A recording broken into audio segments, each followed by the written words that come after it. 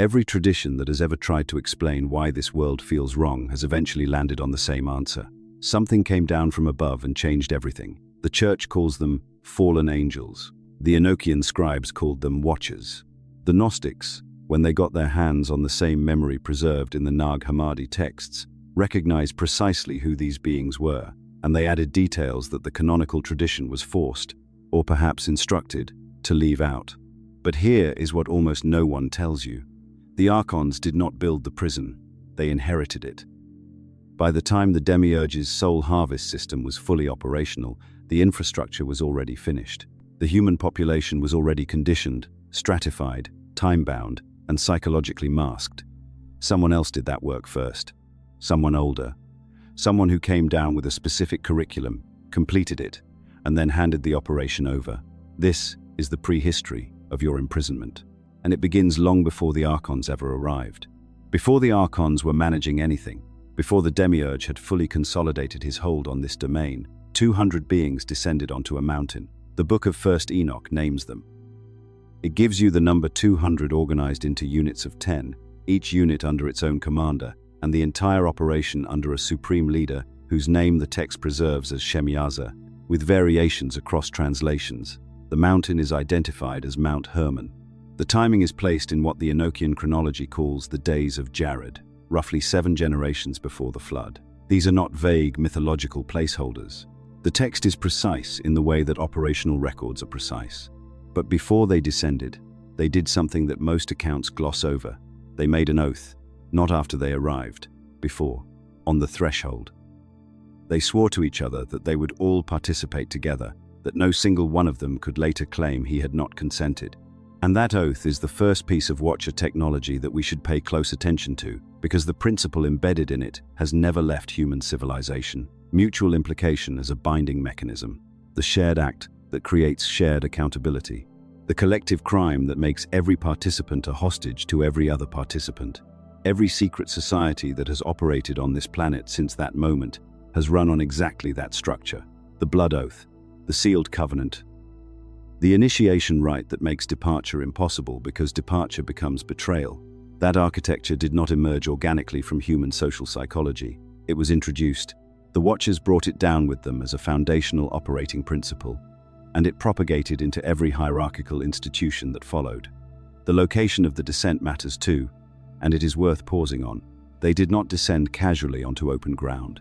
They descended onto a high place. Elevation in the cosmological architecture of the Watcher texts is not decorative, it is functional.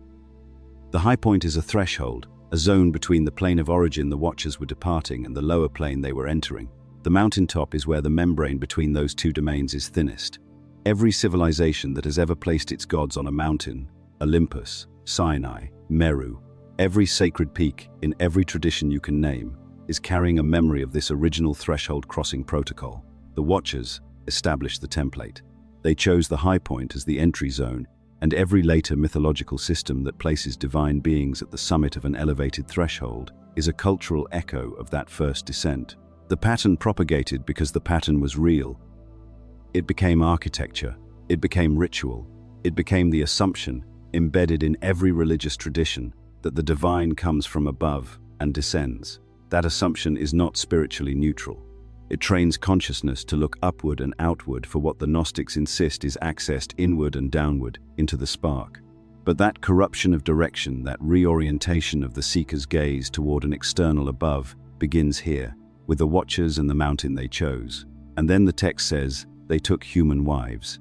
The Book of 1st Enoch is explicit about this. The Watchers descended. They saw the daughters of men, and they fathered children with them.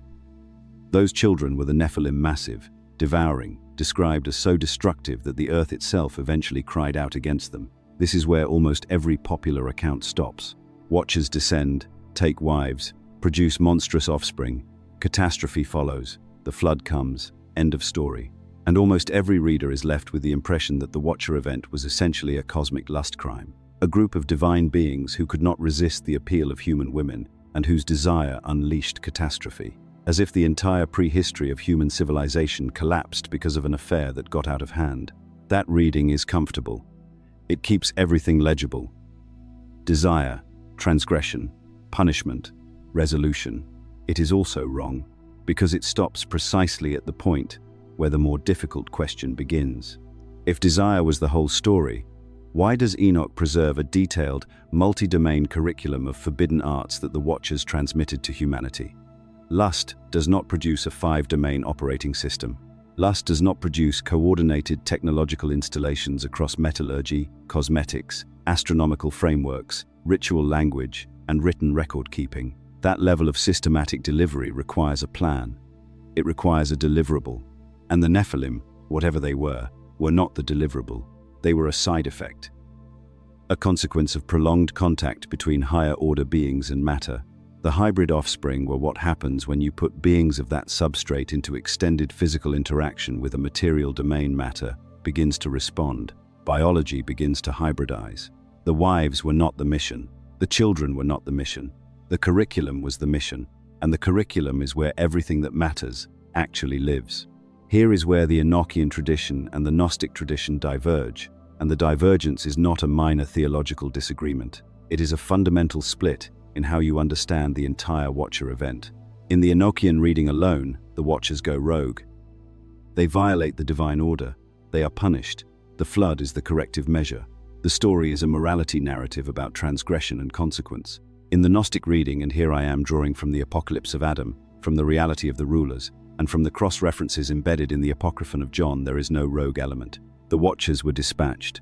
They came down on assignment by the Demiurge, who at that point in the timeline was still assembling his system. He needed a workforce capable of precision installation work on a species that carried a hidden pleromic spark. He himself, being a malformed and limited being who had emerged from Sophia's first unsanctioned emanation, lacked the perceptual range to do this work directly. So he commissioned beings of a higher order than himself, beings who retained enough upper register capacity to understand what they were covering over. The Watchers were not rebels, they were contractors. And the 5-domain curriculum they delivered was not a collection of random gifts or accidental transmissions. It was a coordinated operating system designed to domesticate a pleromic spark-carrying species and prepare it for long-term harvest. Each of the 5 arts targets a specific pre-existing human capacity and replaces it with a Watcher-compatible substitute. Each one, on its own, looks like a gift, a technology, a neutral advancement. Together they are infrastructure. The first art is metallurgy. The Book of Enoch names the Watcher Azazel as the one who taught humanity the working of metals, the making of swords, knives, blades, armor. The standard reading frames this as the introduction of violence. Humans were peaceful. Watchers introduced killing technology. Catastrophe followed. Look deeper. What metallurgy actually produces, at the level of social organization, is the precondition for enforced hierarchy. Before metal tools and metal weapons, no small group can hold a large group against its will for any sustained period. After metallurgy, 20 armed individuals can control 1,000 unarmed ones indefinitely. Metallurgy is not primarily a technology of violence. It is a technology of power concentration. And power concentration is the architectural prerequisite for every political structure that the Demiurge's harvest system requires. Kingship, empire, the state, the standing army, the enforced law code. None of it functions without the metallic substrate. The Watchers did not give humans swords because they were warlike. They gave humans swords because the Demiurge needed a stratified society, and stratified societies require coercive instruments. And metallurgy is the foundational coercive instrument from which every subsequent form of enforced hierarchy descends. The second art is cosmetics. This is the one that most modern readers find confusing, and the confusion is itself evidence of how deeply the installation has run. Eye paint, dyes, adornment, the arts of beautification. Enoch names a Watcher as the teacher of these to women. The standard reading says this introduced vanity. Look deeper. Cosmetics are not about beauty. They are about the technology of the presented face, the systematic training of a consciousness to operate behind a mask it has constructed. Once you have taught an entire population to present faces that are not their own as a matter of daily routine, you have installed the substrate for every subsequent form of social deception, diplomacy, performed loyalty, political presentation, the corporate persona, the curated self. But the deepest layer is darker still. A population trained to routinely accept that the face it sees may not correspond to the being behind it, gradually loses its instinctive capacity to detect when the being behind the face is not human at all. The Archons operate primarily through impersonation. They function through borrowed presentations. The cosmetic art was the first conditioning step that trained humans not to look too closely, not to ask whether the face matches the consciousness wearing it. The third art is astrology. The Watcher identified in Enoch as Barakel taught humanity the reading of the stars, the systematic framework in which celestial positions govern human fate. This sounds to the modern ear like the origin of a hobby. It is not. In its Watcher-transmitted form, astrology was a system of false determinism. It trained humanity to surrender its sovereignty to a framework of celestial mechanics that the demiurge controls. The Apocryphon of John is technical on this point. The 7 planetary spheres that astrology has always centered on, Sun, Moon, Mercury, Venus, Mars, Jupiter, Saturn, correspond directly to the 7 Archon authorities named in that text. Each Archon governs one sphere. When a human orients his life by the position of a planet, he is consenting to be governed by the Archon assigned to that sphere. The consultation is the consent ritual. The fourth art is incantation, the technology of magical address, the casting of binding speech, the transmission of commands to non-human entities. In Gnostic technical terms, this is the installation of Archon language interface protocols. Spells are not random words. They are specific vocal and mental configurations that establish communication channels with particular non-human entities. The Watchers gave humanity the syntax of the Archon language, and once that syntax is embedded in a culture, humans begin contacting Archons constantly, even when they have no idea that is what they are doing. Every formal prayer of invocation, every solemn oath, every declaration in the wrong frequency is a Watcher syntax operation, routing transmission to an Archon, regardless of who the speaker consciously intended to reach. The fifth art is writing. This is the one that requires the most careful attention, and it is the one that most viewers will resist hardest, because we are using it right now, and the Gnostics knew we would be. Before writing, human memory was entirely internal. A person was continuous with what that person could remember. Knowledge moved from embodied teacher to embodied student through direct transmission, voice to ear, presence to presence, breath carrying context and energy alongside content. After writing, memory was offloaded to external storage, and the Gnostic claim about this is precise. External memory storage does not merely extend human memory, it begins to replace a particular category of it. The parts of the soul that previously carried pleromic recognition, memory, pre-birth knowledge, the memory of the upper eons, the raw sense of origin, those parts begin to atrophy as the culture learns to trust the page instead of the inner record. A culture that writes is a culture that gradually forgets where it came from. The literate civilization is the amnesiac civilization, and every other forbidden art the Watchers installed becomes more effective in a literate population, because a literate population has weakened the native discernment that might otherwise see through the installations. 5 arts, 5 installations. Metallurgy, producing hierarchy. Cosmetics, producing masked perception. Astrology, producing false determinism and Archon governance by consent. Incantation, installing the Archon language interface.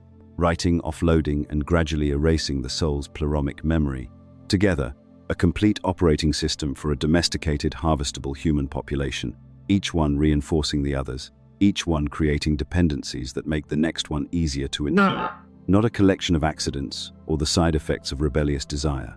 A curriculum, coordinated, delivered, designed to run without ongoing maintenance once installed.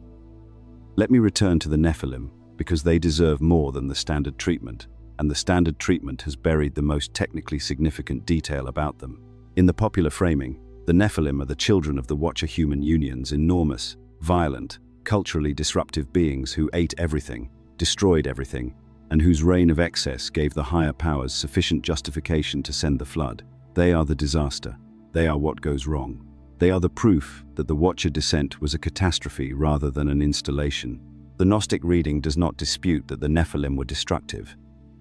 It disputes that destruction was their primary function in the operation. In the Gnostic technical reading, the Nephilim were not simply oversized humans with appetite disorders.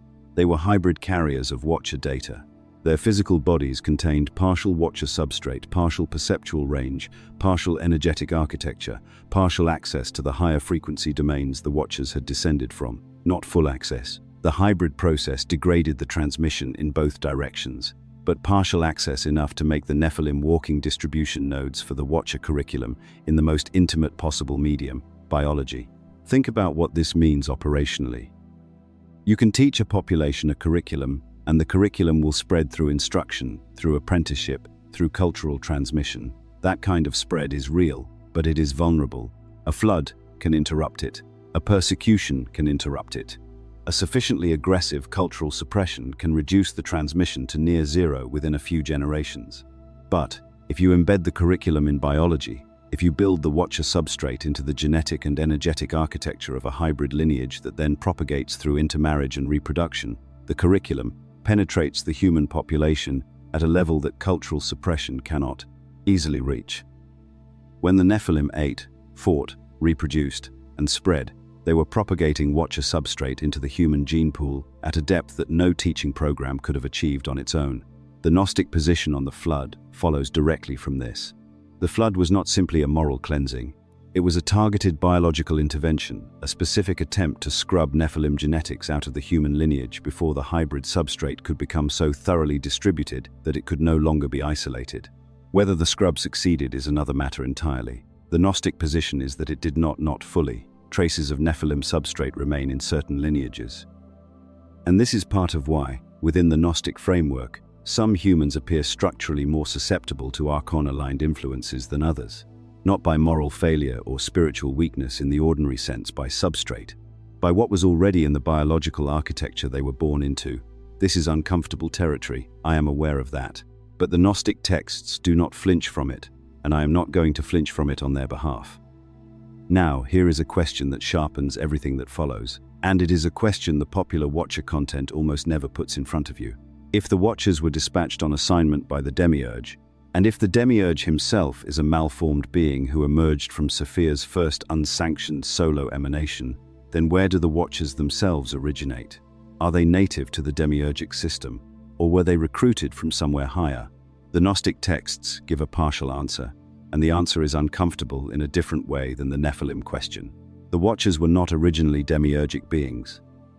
They originated at an intermediate level somewhere between the pleromic eons and the lower demiurgic structures. They are, in technical terms, bilingual beings. They have access to upper register transmission. They also have access to lower domain substrate, neither pure aeons nor pure archons. And that precise characteristic, that bilingual capacity, is exactly why the Demiurge needed them. He needed beings who could translate his crude directives into installations that would actually work on a pleromic spark-carrying species.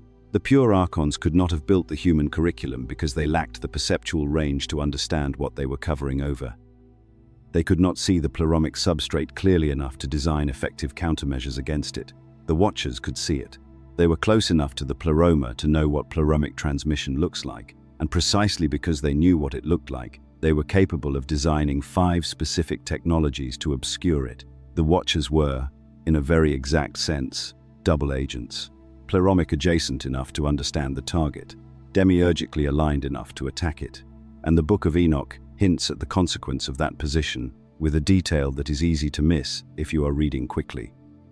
After completing the installation, after delivering the curriculum, after fathering the Nephilim, after the full operation was done, a despair fell over the Watchers.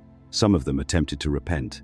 Enoch himself is dispatched from the higher realms specifically to deliver the message that no intercession on their behalf will be heard. Their fate is sealed. Read that carefully. The Watchers are not portrayed as triumphant. They are not satisfied. They are described as beings caught in a fate they came to regret, bound to completion of an operation they had sworn to carry out before they understood its full implications. The oath they took on the mountain at the beginning of the descent held them to the finish, even when individual Watchers began to see what the operation actually was. The Gnostic addition to this portrait is precise. The Watcher regret is real. It is also irrelevant to the function of the installation. The 5 arts, once embedded in human civilization, run whether or not the beings who introduced them experience remorse. The infrastructure does not care about the emotional state of its architects. It simply runs. And the Watchers, having built it, found themselves bound to its ongoing operation, chained not in a literal dungeon, but tied to the continuous running of the apparatus they had constructed. They cannot leave it. The operation has become their fate. This is the deeper meaning of the Enochian language about watchers bound in darkness. They are not in a physical prison. They are entangled with a running system. The machine they built is also the cage they inhabit. Now, we arrive at the core of what the Watchers actually delivered. Because this is where the standard telling collapses under its own weight. Every popular account of the Watcher descent eventually arrives at the same summary. They came down, they took wives, they fathered giants, they corrupted humanity. As if the entire catastrophe was an affair that escalated. As if the most sophisticated pre-Archon operation in the prehistory of this domain was essentially an episode of cosmic lust with collateral damage. That reading is comfortable. It is also wrong. The Book of Enoch preserves a specific catalogue of what the Watchers transmitted to humanity. Not children, not genetic chaos. A curriculum. A coordinated, multi-domain set of teachings that together form something more precise than any random corruption, something that functions, when you look at it clearly, as a complete operating system for a domesticated human population. 5 core arts, each one appearing, on the surface, like a gift, each one functioning, at the structural level, as an installation. The first art is metallurgy. The Watcher, named Azazel, rendered across translations as Azazel or Azel, taught humanity the working of metals, the making of swords, knives, spears, shields. The standard interpretation frames this as the introduction of violence. Humans had been peaceful, and the Watchers handed them the technology of killing. Look deeper. What metallurgy actually does, at its structural level, is allow the conversion of raw material into instruments of enforced will. Before metallurgy, no small group can hold a large group against its consent for very long. After metallurgy, 20 armed men can hold 1,000 unarmed men indefinitely. Metallurgy is not primarily a weapon technology, it is a hierarchy technology. It is the material precondition for every organized system of domination that has existed since the first king stood over the first conscripted labor force. Kingship, empire, the state, none of it functions without metallurgy. The Watchers did not give humanity swords because the Watchers were warlike. They gave humanity swords because the demiurgic harvest system required a stratified human society, and a stratified society requires coercion technology, and metallurgy is the bedrock of coercion. Notice also what metallurgy does to the metalworker's own relationship to matter. The forge worker heats raw ore, he hammers it, he shapes it into a form that exceeds his own body in lethality. In that act, he establishes a particular orientation toward matter, one of imposed form. Matter becomes something to be mastered. Other beings become potential raw material. The metallurgical mind cannot help but extend its own operating principle outward. Slavery in the strict technical sense requires iron. You cannot hold slaves without metal. The first enslaved people on this planet were held by the first metal workers. The two technologies are structurally inseparable. The first forbidden art is the installation of hierarchy, internal and external, psychological and political. The second art is cosmetics. Eye paint, dyes, the arts of adornment and beautification. Enoch names Azazel as responsible for this teaching as well, specifically to women. Most readers find this one strange. Why would cosmetics appear on the same list as weapons? Why would eyeliner rank alongside swords as a dangerous teaching? Because cosmetics are not about beauty. Cosmetics are about the construction of a face that is not your own. They are the first systematic training of a consciousness to operate behind a mask. And once you have taught an entire population to present false appearances to one another as a matter of routine social practice, you have installed the substrate for every later form of social deception, diplomacy, performance, the political smile, the corporate persona. The deeper layer is darker still. A culture that accepts as normal the gap between the face it shows and the face it is gradually loses its instinctive capacity to detect non-human presences wearing human masks. The Archons themselves operate primarily through impersonation. They wear borrowed appearances. The cosmetic art was not a side teaching. It was the first conditioning step that trained human perception not to look too closely, not to ask whether the face presented matches the being behind it. Think about what this means for the current moment. We live inside the most cosmetically sophisticated civilization in the history of this domain. Filters, surgical alteration, the entire economy of curated digital presentation. By the Gnostic measure, this is not a recent development. It is the full maturation of a technology that has been running for thousands of years. The face you present online is a Watcher substrate face. The face you receive online is also a Watcher substrate face. The entire social layer of modern life is the original installation now operating at industrial scale. The third art is astrology. The Watcher named Barakel, according to Enoch, taught humanity the reading of the stars and the interpretation of celestial movement as a governing force over human fate. To a modern ear, this sounds like the origin of a hobby. It is not. Astrology, in its Watcher-transmitted form, is a system of false determinism. The Watchers taught humanity that the movements of the heavens govern the course of human life, that your birth moment fixes your character and your fate, that the positions of the planets are causal agents in your experience. And once a population believes this, once it accepts that the celestial mechanics above determine the circumstances below, it voluntarily surrenders its sovereign self-direction to a system that the demiurge controls. This is the technical claim. The 7 planetary spheres that astrology has always centered on, Sun, Moon, Mercury, Venus, Mars, Jupiter, Saturn, correspond directly to the 7 Archon authorities named in the Apocryphon of John. Each Archon governs one sphere.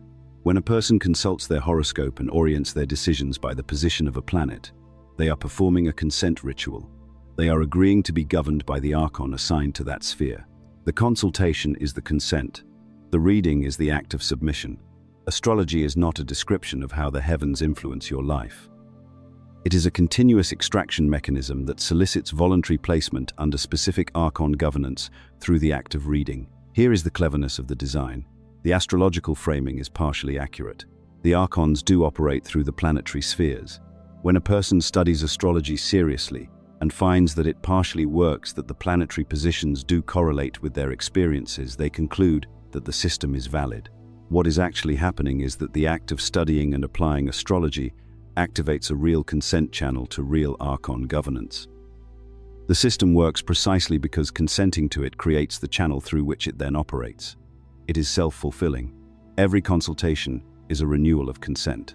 The more you engage with it, the more it applies to your life, because each engagement deepens the channel. The Gnostic position is not that the planets are meaningless. It is that the planets, encountered through the Watcher-installed astrological framing, are channels for Archon governance, and that a soul aligned with the pleroma does not orient by them. The upper eons do not transmit through the celestial spheres. To look at a horoscope is to look in exactly the wrong direction for guidance. The fourth art is incantation, the technology of binding and loosing spirits, the casting of formal commands, the syntax of magical address. The Watcher Kazdea, in Enoch's accounting, introduced this teaching. The standard reading frames this as the origin of dark magic, the corruption of spiritual practice through forbidden ritual. What it actually is, in Gnostic technical terms, is the installation of Archon language interface protocols. Spells are not random words. Spells are particular vocal and mental configurations that establish communication channels with specific non-human entities. The Watchers gave humanity the syntax of the Archon address, the structural grammar through which a human consciousness makes contact with the lower hierarchy. Once that syntax is embedded in a culture, humans begin activating Archon channels constantly, even without intending to. Every formal prayer of invocation, every solemn declaration in the wrong frequency, every structured ritual address, these are all Watcher syntax operations. This is why the Gnostics warned so precisely against formal ritual prayer in any form that was not specifically pleromic. The assumption of Orthodox religion is that prayer is universally good. The Gnostic position is the opposite. Prayer in the wrong syntax delivers energy to an Archon, regardless of who the prayer was consciously addressed to. The form of the address matters more than the content. A sincere prayer structured in Watcher syntax goes to the demiurge, not because of the words used, but because of the shape. Look at the structure of a formal incantation carefully.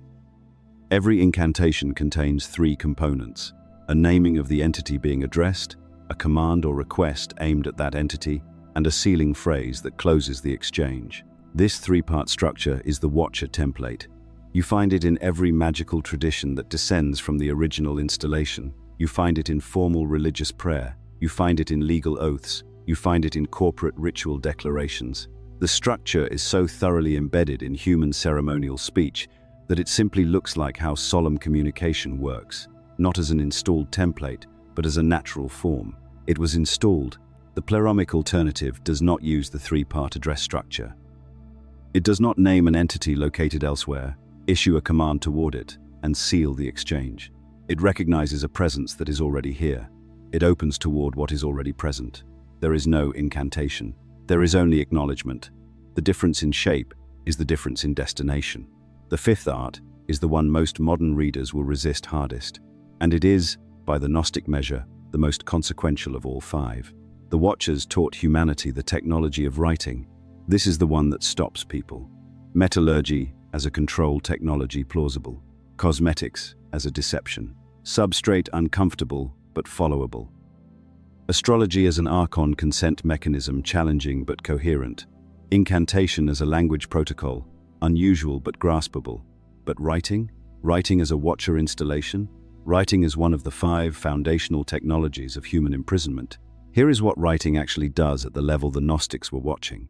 Before writing, human memory lived entirely inside human beings.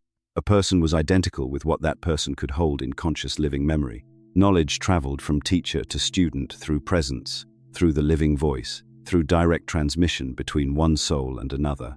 The transmission carried context. It carried the resonance of the teacher's own recognition. It carried breath and attention, and the particular quality of aliveness that one awakened consciousness generates in the presence of another. After writing, memory was offloaded. Knowledge began to live on tablets, scrolls, and eventually the entire externalized infrastructure of recorded information. And here is the technical claim. External memory storage does not simply extend human memory. It replaces a specific part of it. Once a culture relies habitually on external storage, the interior faculties that previously held that memory begin to atrophy, specifically the soul functions that retain what the Gnostics called pleromic recognition memory, the pre-birth memories, the residual awareness of the upper eons, the interior knowing of where the spark came from. These are not stored in the brain, they are held in the soul's own living continuity. And that living continuity is exactly what writing erodes. The Gnostic claim is sharper even than that. The Watchers gave humanity writing precisely because writing weakens the soul circuit that retains pleromic memory. A culture that externalizes memory is a culture that gradually forgets what it came from. A culture that does not write retains in its oral living transmission the resonance of its origin. The literate civilization is, in this sense, the erased civilization, and every other Watcher technology becomes more effective inside a literate population, because the literate population has progressively weakened its native capacity for discernment. This is why the most ancient Gnostic transmissions insisted on oral teaching first and written transmission only as a secondary measure forced on them by the Roman persecution that made oral lineage physically impossible to maintain. The Gnostics who wrote knew that they were working inside the enemy's medium. They wrote with full awareness of operating on Watcher substrate. The Apocryphon of John was written. The Gospel of Truth was written. The Apocalypse of Adam was written. They used the Watcher technology because the alternative, the extinction of the living transmission, was worse, but they never confused the written record for the transmission itself. There is a second-order effect that the Gnostic texts address carefully. Writing creates the illusion of fixity in preserved teachings. Once a doctrine is written down, it appears stable across generations. Students approach the same text that previous students approached. They believe they are receiving the same teaching, but a written text is a record of a transmission, not the transmission itself. Living teaching exists only in the moment of contact between one conscious soul and another. The page is the shell of a moment that already passed. A culture that relies primarily on written transmission gradually loses the ability to distinguish a living teaching from a dead record of one. Everyone reads the same words. Nobody necessarily experiences the same recognition. The transmission has been buried inside the medium that supposedly preserves it. This is why every authentic Gnostic teacher across the surviving lineages insisted that the written texts must be encountered together with a living transmission. The text is a doorway. The teaching arrives in the moment a student encounters the text in the presence of a teacher whose own recognition is alive. Without that presence, the words remain shapes, and the reader produces opinions, but the recognition does not transmit. So that is the five-art curriculum in full: metallurgy, cosmetics, astrology, incantation, writing, hierarchy, masked perception, false determinism, Archon language interface, and the offloading of soul memory, each one appearing as a gift or a neutral advancement.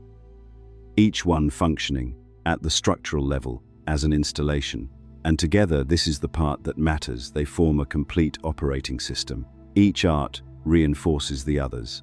Each one creates dependencies that make the next one easier to embed. Each one, once in place, generates the conditions that regenerate it, even if it is partially disrupted. The curriculum is mutually reinforcing by design. Here is what almost every popular account of the Watcher story misses entirely. The Nephilim were not the mission. The wives were not the goal. The hybrid offspring, those enormous, devouring, catastrophically destructive beings whose violence eventually caused the earth itself to cry out against them, were the side effect, not the objective. The side effect. What happens when you place higher-order beings into prolonged contact with dense matter? They interact with matter in ways that produce hybrid expressions. The Watchers, descending into the material plane and remaining in sustained physical proximity to humanity, generated Nephilim as a byproduct of their presence, the way a flame generates heat as a byproduct of burning. The Nephilim were not engineered. They were what emerged when beings of the Watcher's order made extended physical contact with the human substrate. But the Gnostic texts, when you bring them into conversation with the Enochian material, show you clearly that the demiurgic assignment the Watchers were executing had nothing to do with children. The assignment was the curriculum. The deliverable was the 5-art operating system, embedded deeply enough in human civilization that it would propagate without ongoing maintenance, recursive, self-sustaining, flood-resistant. And here is where the two traditions diverge in a way that changes everything. In the Enochian reading, the Watchers go rogue. They violate the order of the higher god. They are punished for transgression. The whole episode is a story of rebellion and consequence. In the Gnostic reading, there is no rogue element.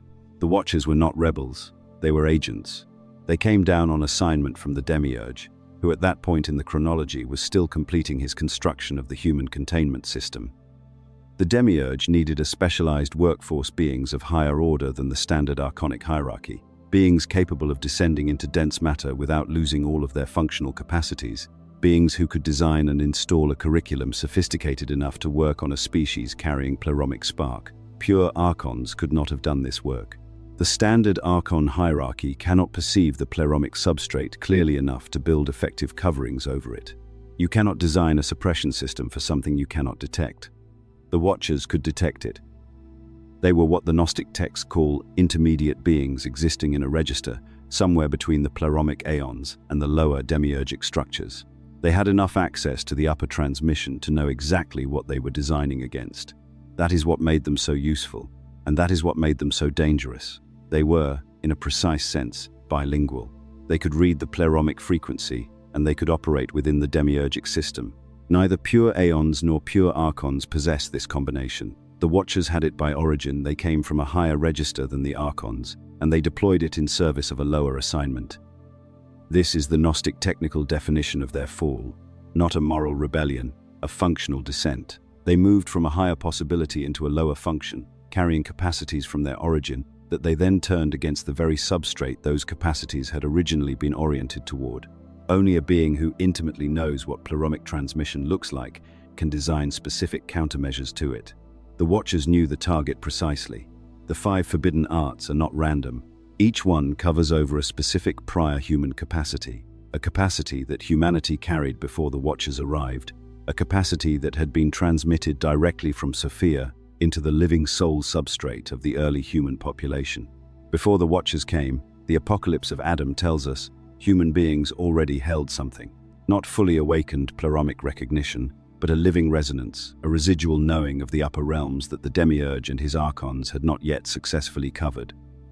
The Watcher curriculum was not introducing corruption into an innocent population. It was overwriting a prior transmission. It was installing a new operating system on top of an existing soul architecture that still carried the original signal. That is what the 5 arts actually accomplish when you read them in sequence. Metallurgy covers the prior capacity for non-coercive cooperation, the social mode that requires no enforced hierarchy, because the pleromic transmission is felt as the common ground. Cosmetics covers the prior capacity for direct soul recognition between persons, the ability to perceive the spark in another face without the mediation of social performance. Astrology covers the prior capacity to experience time as fluid and pleromic, rather than fixed and planetary, to live from an interior orientation rather than a celestial one. Incantation covers the prior capacity for direct address to the aeons without ritual mediation, the unstructured, non-syntactic quality of genuine pleromic contact. Writing covers the prior capacity for embodied soul-to-soul memory transmission, the living chain of recognition that passed teacher to student without the need for any external storage at all. 5 prior capacities, 5 targeted installations. The curriculum is not random generosity gone wrong. It is precision work. It is a 5-point overwrite of the specific faculties through which a pleromic spark-carrying species might otherwise have remembered itself. And then there were the children. This is where the standard account always lingers longest and understands least.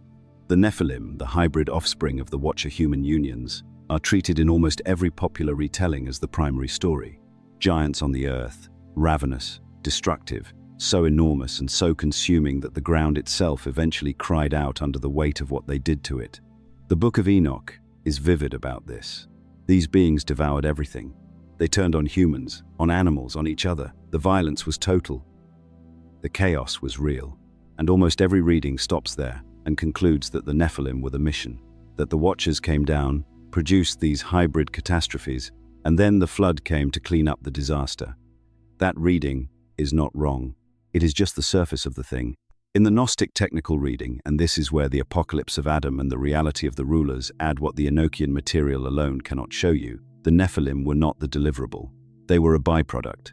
Specifically, they were what happens when beings of a higher-order substrate enter prolonged contact with dense matter. The interaction produces offspring. That is a structural consequence, not the intended outcome. The intended outcome was the curriculum. The children were the side effect. But here is where it becomes genuinely strange, and where the Gnostic reading adds something that no popular account of the Watchers ever mentions. The Nephilim were not just oversized humans with appetite problems. They were, in the Gnostic technical sense, hybrid carriers of Watcher data.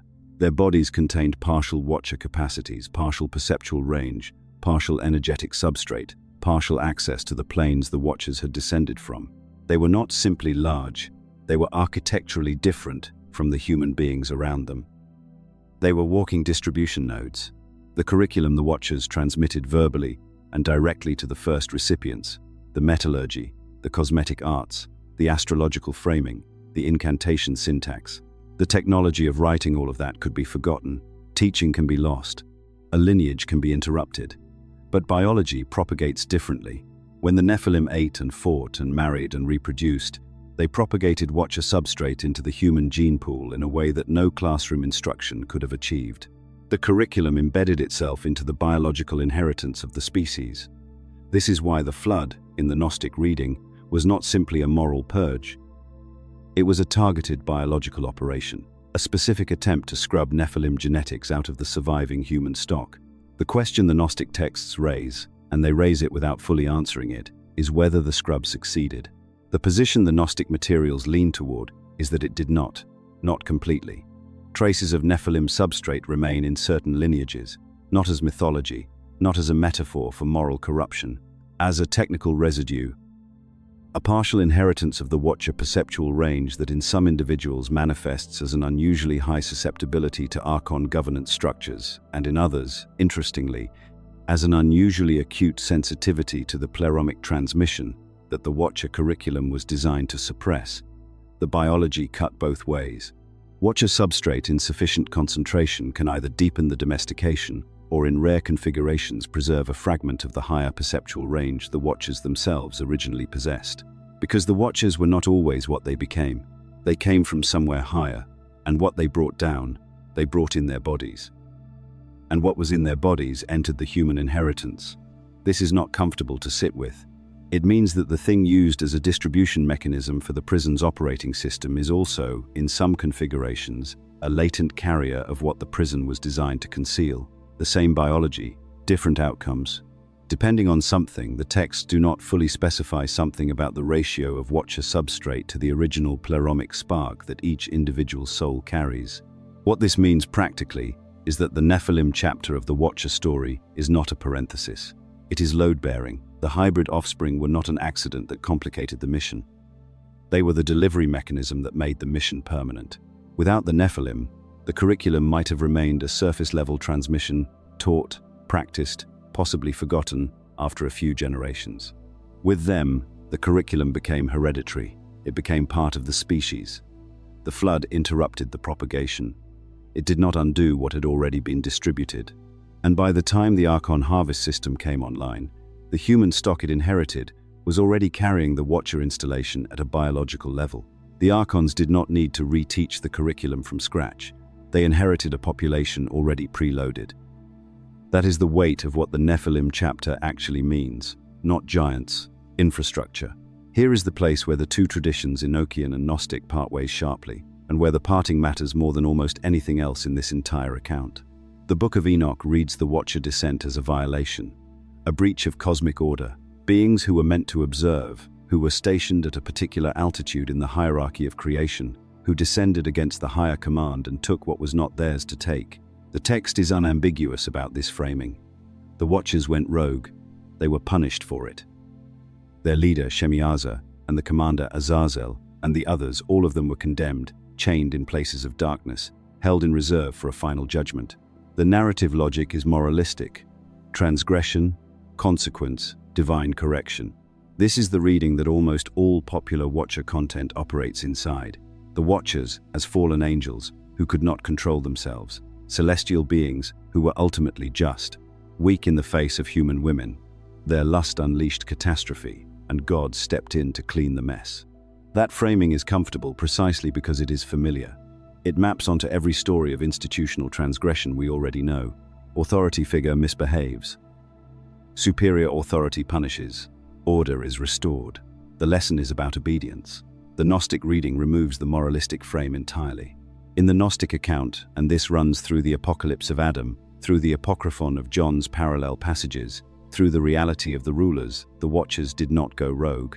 There was no rogue in this story. The Watchers came down on assignment. They came down with a deliverable, a timeline, and a specific curriculum to install. They were commissioned, not by the true god of the Pleroma. The Pleroma does not send operatives to install soul trap technologies. They were commissioned by the Demiurge.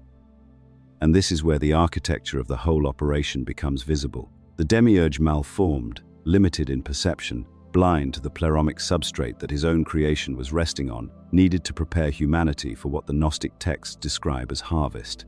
The domestication of a pleromic spark-carrying species requires precision. It requires beings who can perceive the target clearly enough to design effective coverings for it. The Demiurge himself could not do this work.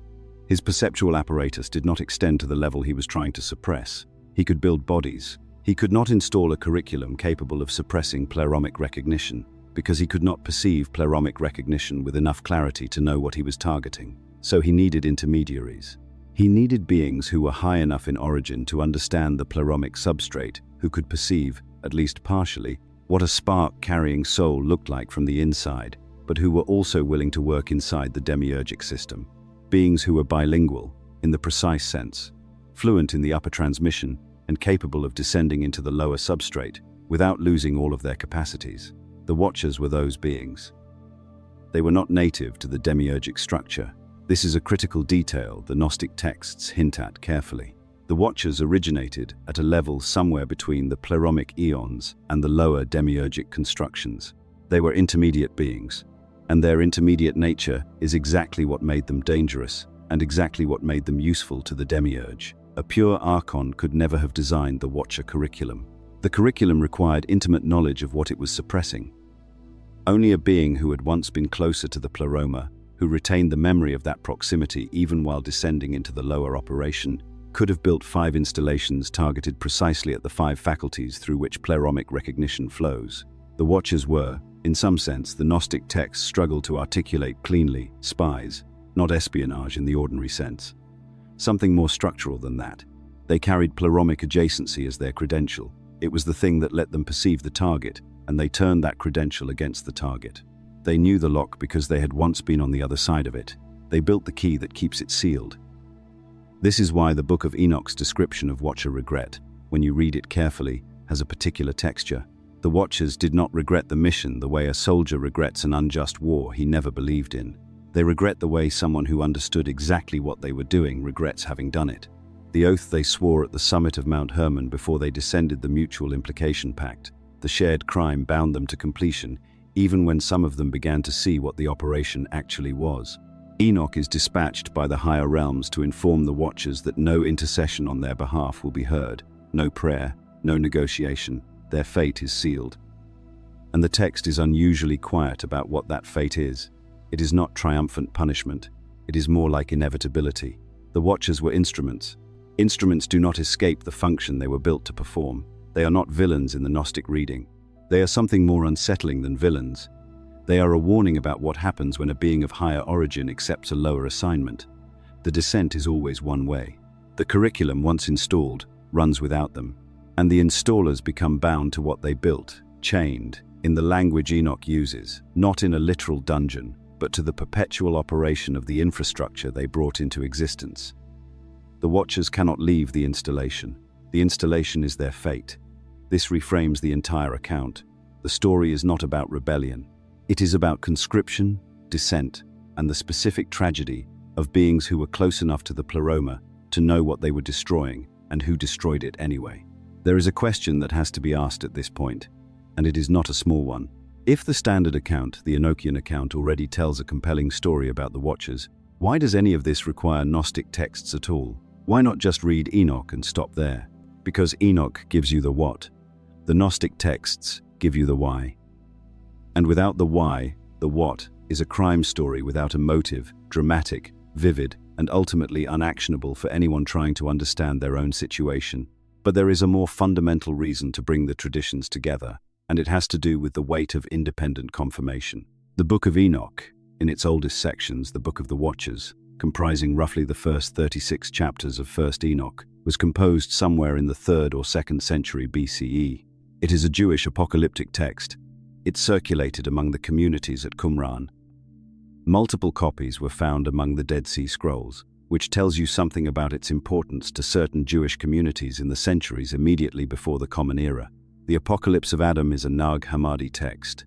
It was discovered in Upper Egypt in 1945, buried in a sealed jar alongside the other codices. Scholars date its composition to somewhere between the 1st and 3rd centuries CE. It belongs to a Sethian Gnostic tradition, a lineage that claims to preserve the secret transmission passed from Adam to his son Seth, and through Seth to a remnant lineage of pneumatic souls. The text is structured as Adam's deathbed address to Seth, a secret history told from inside the event Adam, reporting what he witnessed directly. The reality of the rulers, also called the hypostasis of the Archons in some translations, is another Nag Hammadi text, roughly contemporary with the Apocalypse of Adam.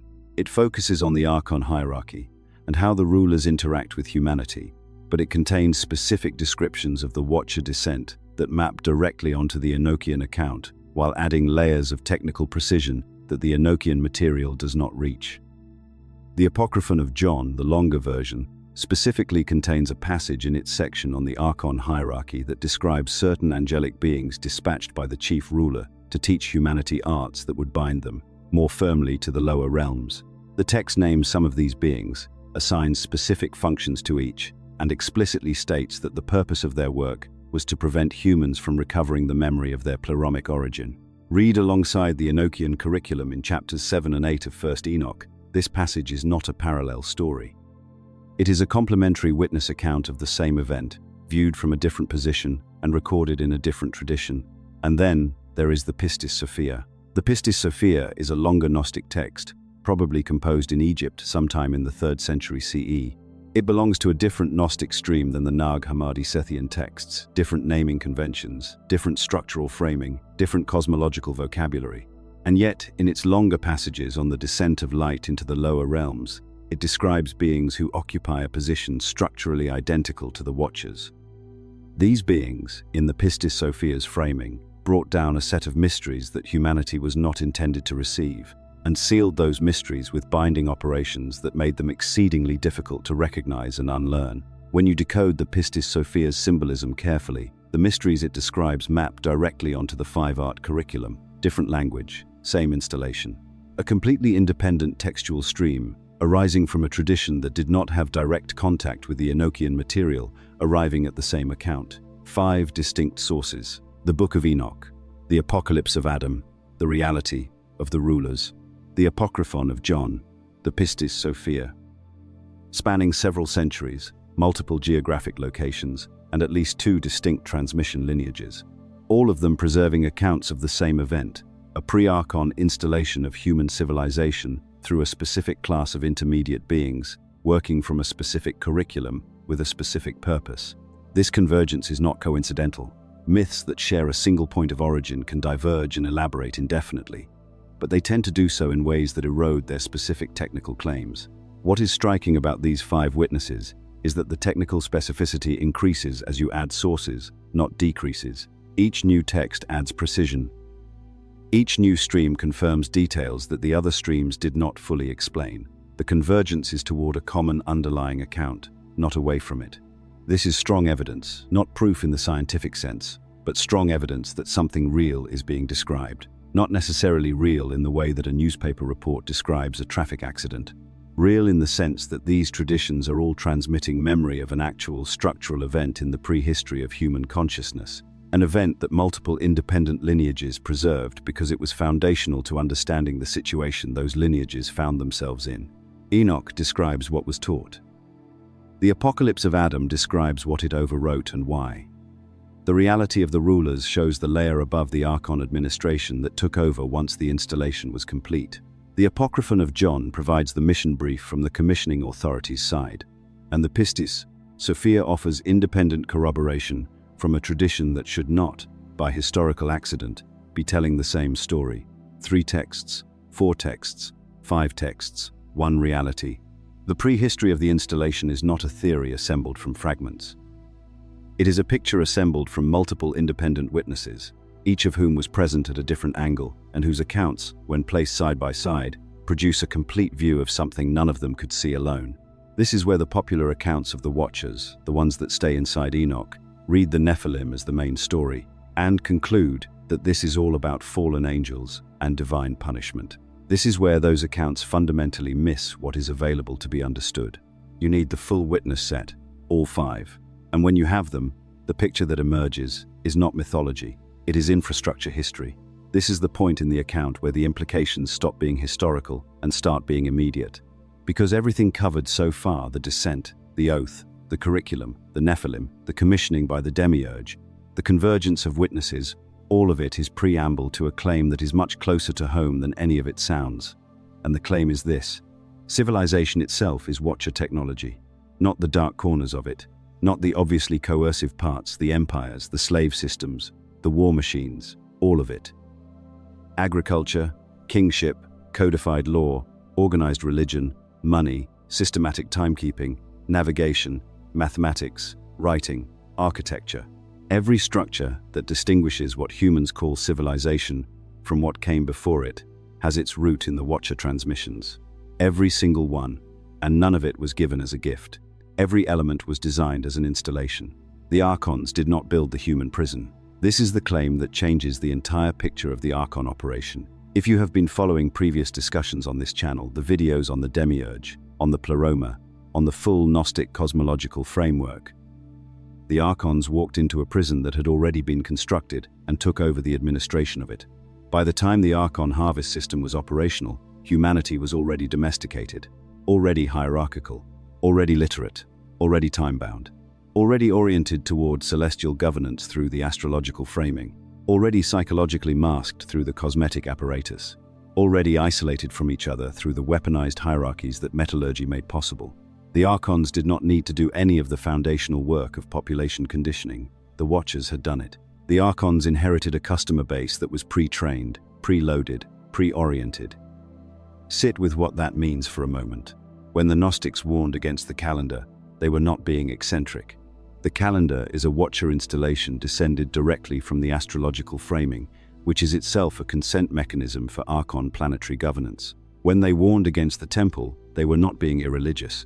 The temple is a Watcher installation, a formalized version of the incantation syntax structure, a place where Watcher format addressed to the demiurgic hierarchy is practiced by a concentrated population on a scheduled basis. When they warned against the king, they were not being anarchists. Kingship is a Watcher installation, the apex of the metallurgical hierarchy structure, where the coercion technology concentrates into a single locus of enforcement, They warned against the marketplace, the law court, the priestly class. Not because any of these things are evil in the moralistic sense. The Gnostic position is not a moral one, it is a structural one. Each of these institutions is a watcher installation operating in plain sight. Each one extends, reinforces, and elaborates one or more of the 5 forbidden arts. Each one sustains the domestication that the watchers installed and that the Archons inherited. The insight the Gnostic position forces is uncomfortable in a very specific way. The prison is not visible because the prison is the room you have always been standing in. The bars are the furniture. The walls are what you have always called the world. There is no dramatic dungeon, no obvious cage, no visible constraint that you can point to and say there. That is the thing that is imprisoning me. The imprisonment is the entire ambient structure of ordinary daily life. This is also why political revolution has, across the full span of recorded history, been a failed Gnostic strategy, even when it began with genuine recognition of the watcher infrastructure. The revolutionary sees the kings and the priests and the laws and the markets, and correctly perceives that all of it is installed oppression. Then, the revolutionary attempts to overthrow it. And here is the fatal structural problem. The overthrow is executed using watcher syntax tools. Organized violence, that is metallurgy. Ideological proclamations, that is incantation. Hierarchical movements with sealed loyalty oaths, that is the original watcher oath structure replicated at scale. Written manifestos, that is the writing installation turned against the installation it is part of. The new system that emerges from the revolution is structurally identical to the system it replaced. Because it was built from the same toolkit, the watcher infrastructure absorbs every revolution and reissues itself in slightly altered form. The king becomes the chairman, the church becomes the party. The religious calendar becomes the 5-year plan. The labels change, the infrastructure is invariant. This is a hard-won insight in the Gnostic lineage. The surviving texts are mature texts. They have already watched various early revolutionary impulses fail. They do not prescribe overthrow.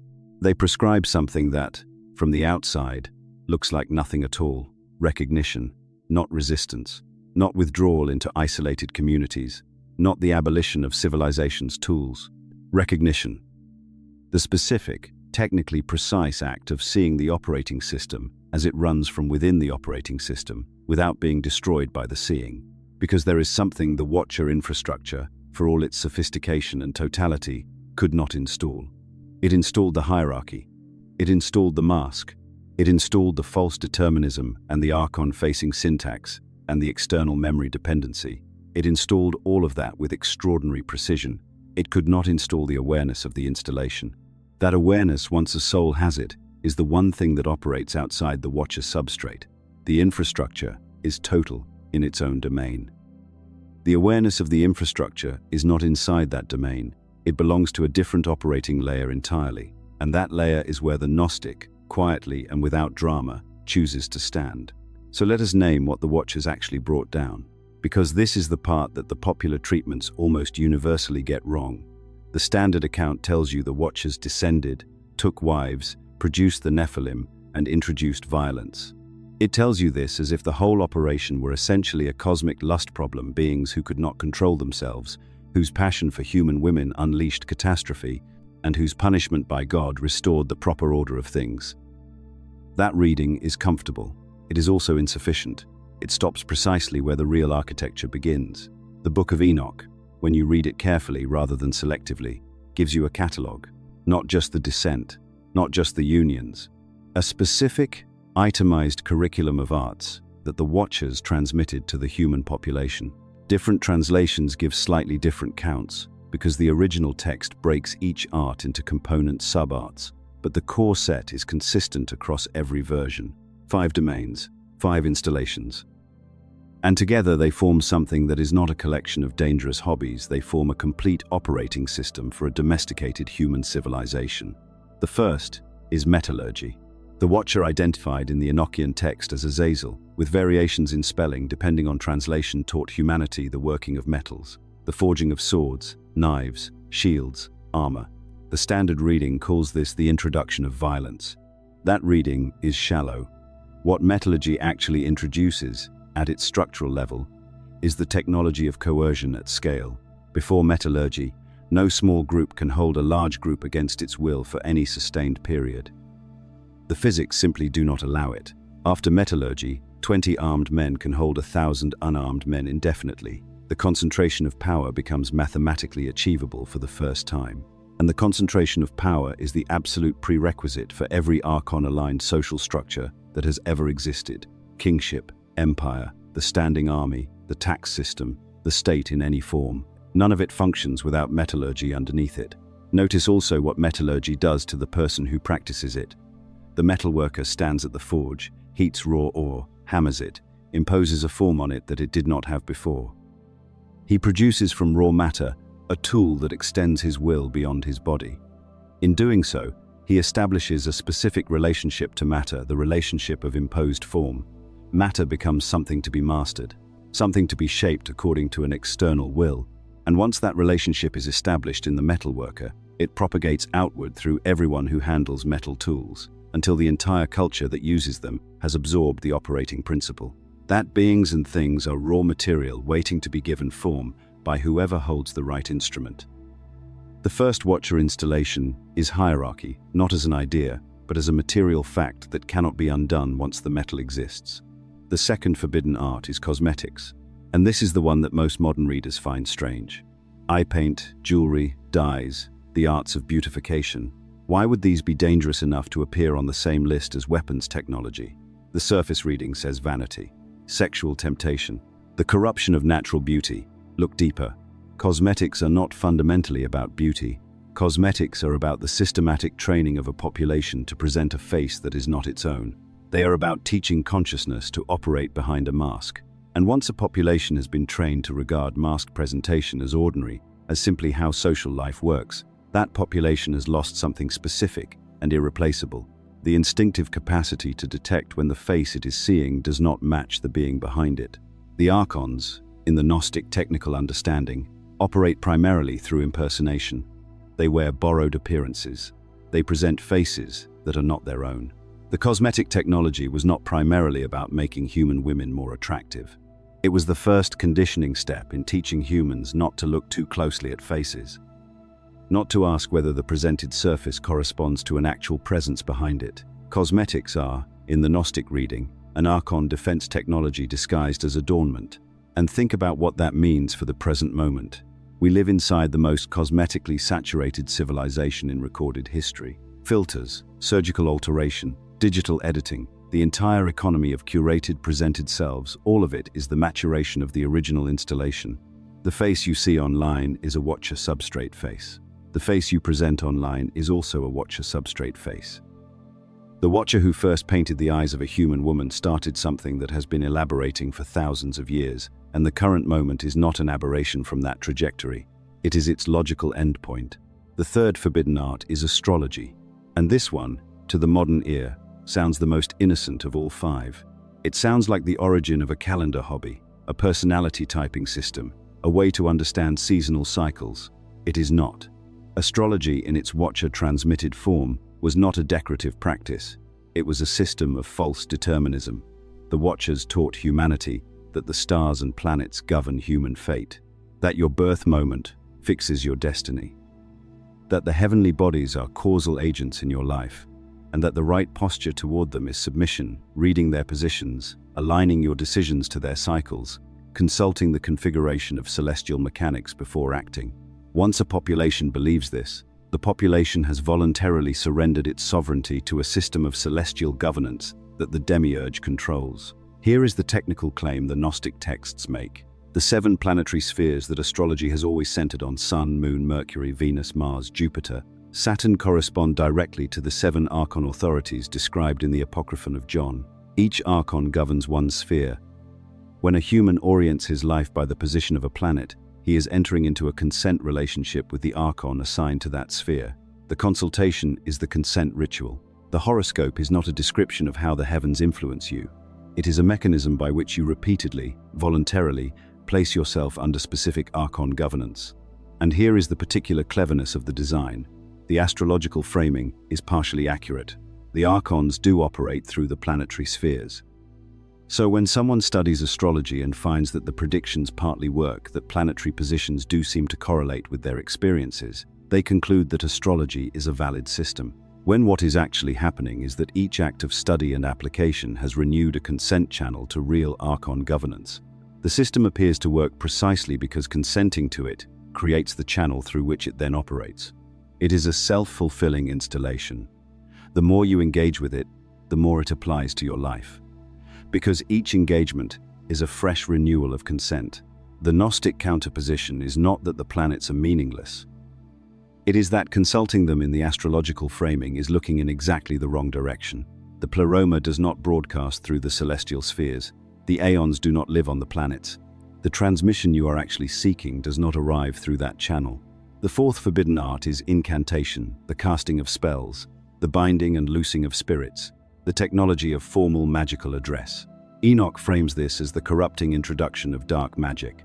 What it actually is, in Gnostic technical terms, is the installation of Archon language interface protocols. Spells are not random words. They are specific, vocal, and mental configurations that establish communication channels with particular non-human entities. The Watchers taught humanity the syntax of the Archon language. Once that syntax was loose in a culture, humans began contacting Archons constantly, often without intending to.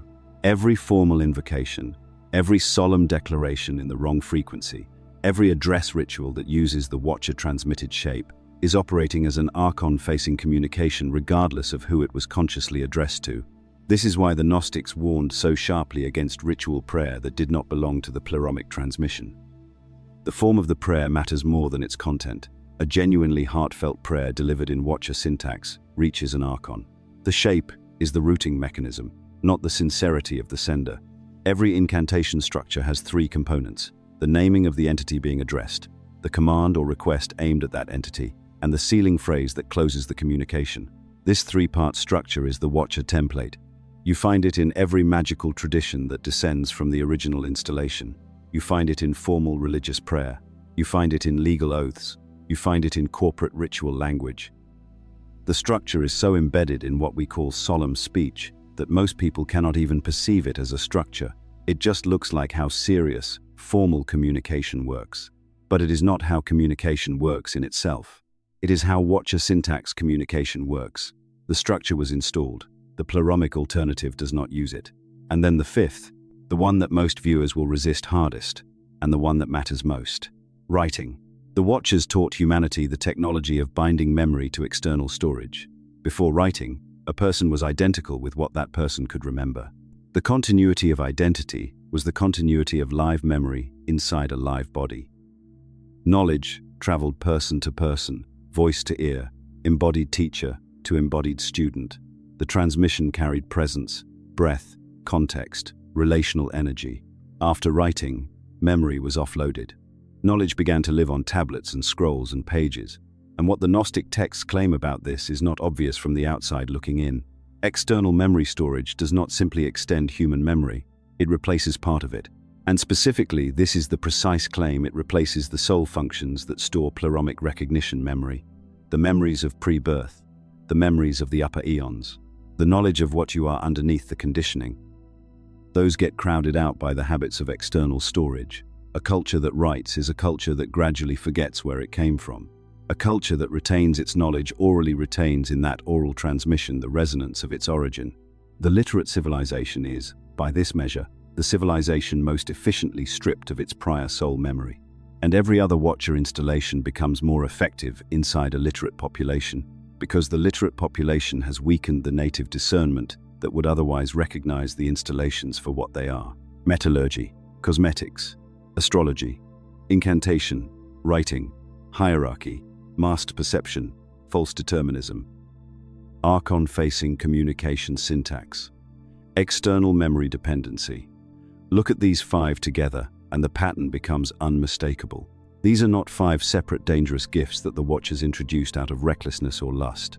They are five interlocking components of a single system. Each one creates conditions that make the others more effective. Each one on its own looks like a neutral technology or even a beneficial one. Together they are infrastructure. Metallurgy creates hierarchy, a stratified society in which some control resources and others do not. That stratified society creates the conditions of fear and scarcity that make astrology psychologically irresistible.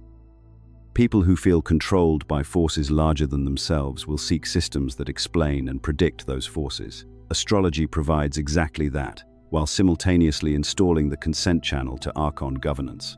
The cosmetic apparatus runs in parallel, training everyone in that stratified society to mask their actual perceptions and their actual selves, so that the social performance of compliance looks like genuine belief. Incantation provides the formal ritual language through which the hierarchy conducts its business. Every ceremony, every oath, every legal formula is a Watcher syntax operation binding participants to the Archon-facing communication network. And writing preserves all of this, propagates it across generations, and simultaneously weakens the inner faculty that might otherwise remember something prior to the whole system. The 5 arts are mutually reinforcing.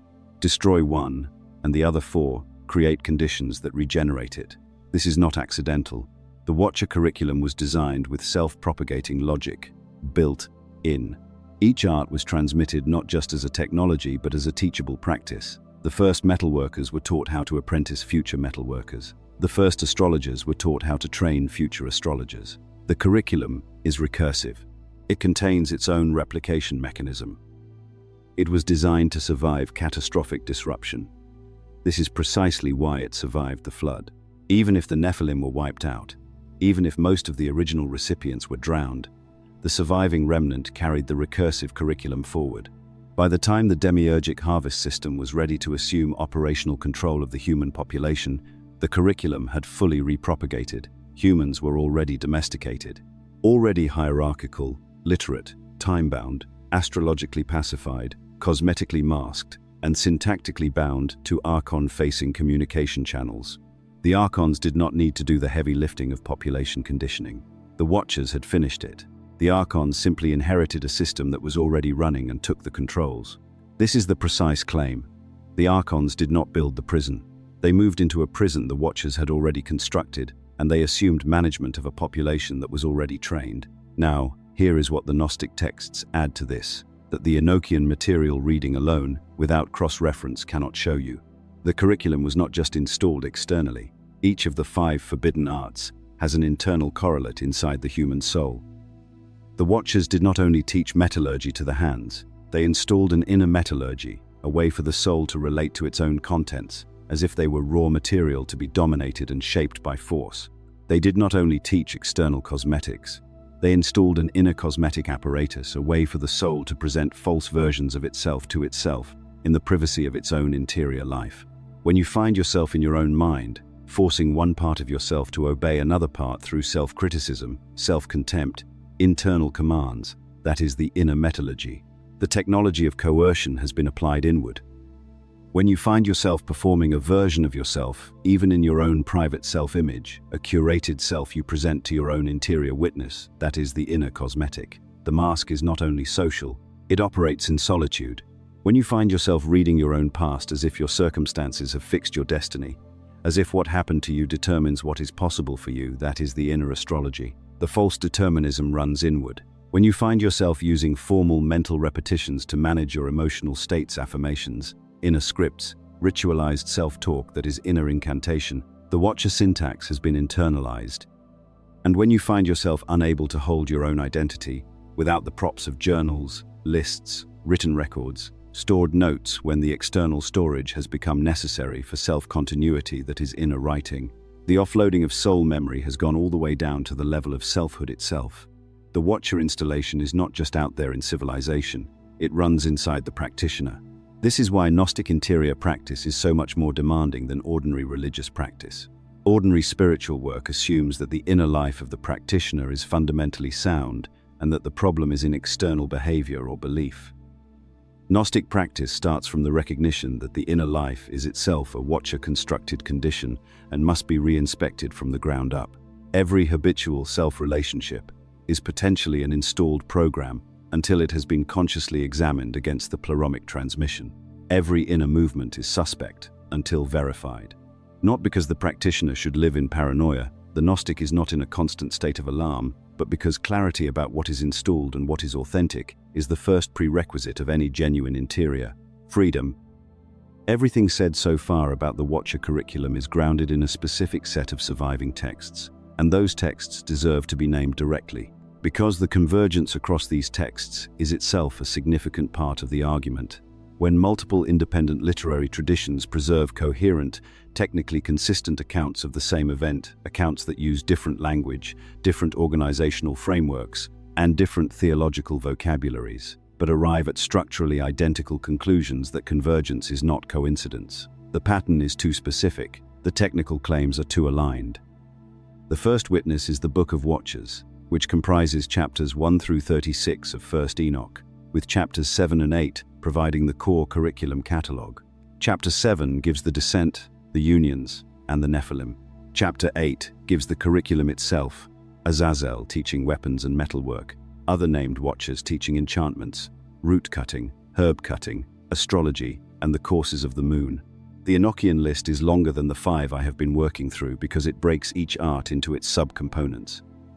But the structure is identical, a coordinated, multi-domain installation of mediated technologies that together function as a complete operating system. Enoch describes what was taught. What he cannot fully account for, because the Enochian tradition was working inside a framework that saw the Watchers as rebellious rather than commissioned, is why it was taught. For that, you need the second witness. The Apocalypse of Adam, a Nag Hammadi text that receives far less attention than the more famous Gospels from that collection, is a deathbed address from Adam to his son Seth. Adam is telling Seth the secret history, what really happened, from the inside, from someone who was present. In the course of that address, Adam describes the Watcher descent and the Watcher curriculum from a position unique in surviving literature. He is not reporting from theological distance, he is reporting from memory. The Apocalypse of Adam describes how the rulers and powers descended to deceive humanity. It describes how their teaching arrived in the appearance of generosity, but was in function of constriction. And it gives a specific detail that the Enochian material cannot provide. Before the Watchers came down, human beings already carried the pleromic transmission. They knew, in some immediate and pre-linguistic way, the upper realms. The original knowledge that Adam and Eve carried was a living, direct, unmediated awareness of the true source above the demiurge.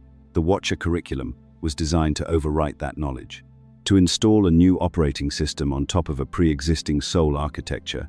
Each of the 5 arts, in this reading, is a covering placed over a specific capacity that humanity once possessed. Metallurgy covers the previous capacity for non-coercive cooperation. Cosmetics covers the previous capacity for direct soul recognition between persons, the ability to see through a face to the actual being behind it.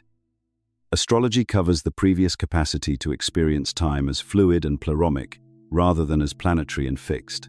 Incantation covers the previous capacity for direct address to the aeons without ritual mediation. Writing covers the previous capacity for embodied soul-to-soul memory transmission.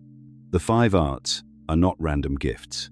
They are a 5-point installation that targets 5 specific human capacities and replaces each one with a Watcher-compatible substitute.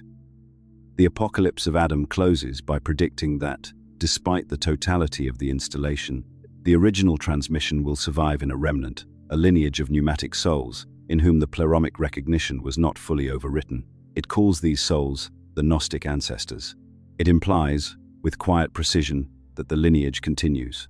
The third witness is the reality of the rulers, also called the hypostasis of the Archons, in some translations another Nag Hammadi text, short and underread. This one focuses on the Archon hierarchy and how they relate to humanity after inheriting the Watcher-prepared infrastructure. It confirms several key structural claims. It confirms that the Archons inherited a pre-existing apparatus. It confirms that humanity was constructed in stages, with a body crafted by demiurgic subordinates and animated by a soul carrying a hidden pleromic spark that the constructors did not perceive was inside their creation. The reality of the rulers also gives a specific scene that connects directly to the Watcher narrative, the moment when the rulers approach the woman Eve with intent to capture her soul spark through physical means. They fail. The spark withdraws into a higher form, leaving them with only the body. The text says they violated a shadow. The spark was elsewhere.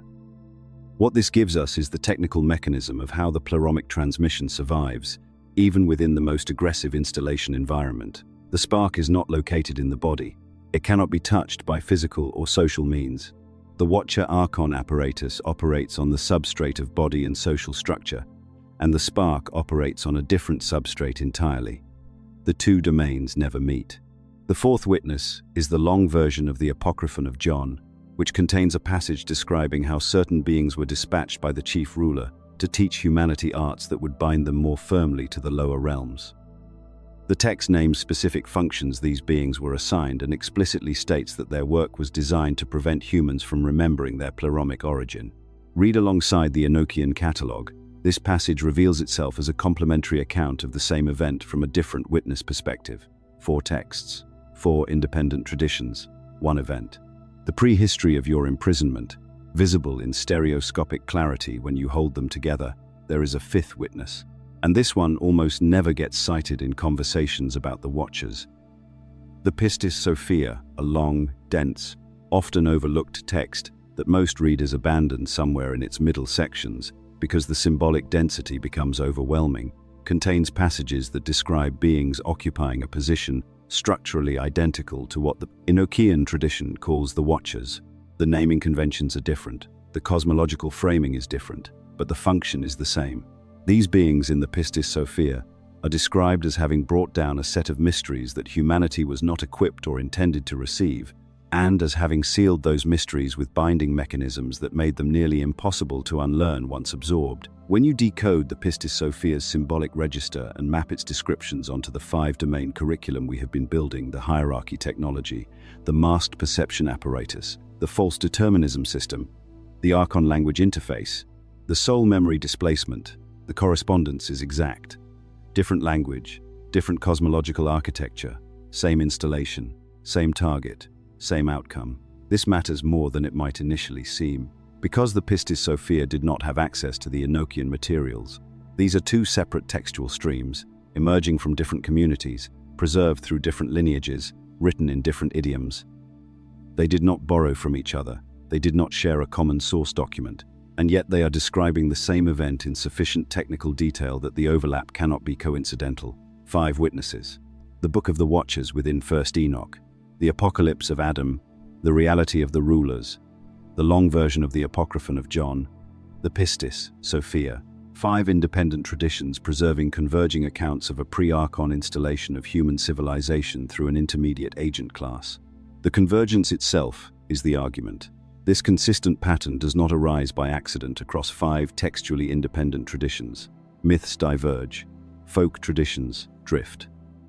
Names change, cosmologies mutate, emphases shift across generations and geographies. What does not happen is that 5 separate lineages independently produce the same technical claims about the same 5-domain curriculum, targeting the same 5 human capacities, unless those lineages are all drawing on a common memory of something that actually occurred. Now, there is something embedded in the Watcher curriculum that the standard accounts almost never surface, and it is arguably the most sophisticated design feature of the entire installation. The Watchers did not teach the 5 arts to a handful of humans and then withdraw and hope the teaching spread. That would have been an unstable delivery mechanism. A few generations of upheaval, a flood, a catastrophe, and the curriculum could have been wiped clean. The curriculum was not designed to be fragile. It was designed to survive catastrophic disruption. Each art was transmitted with recursive propagation instructions embedded inside it. The first metalworkers were not just taught metalworking, they were taught how to train the next generation of metalworkers. The first astrologers were taught not just the star-reading system, but the apprenticeship structures through which future astrologers would be produced. The first practitioners of incantation were taught not just the 3-part syntax address, but the initiation protocols through which that syntax would be passed forward.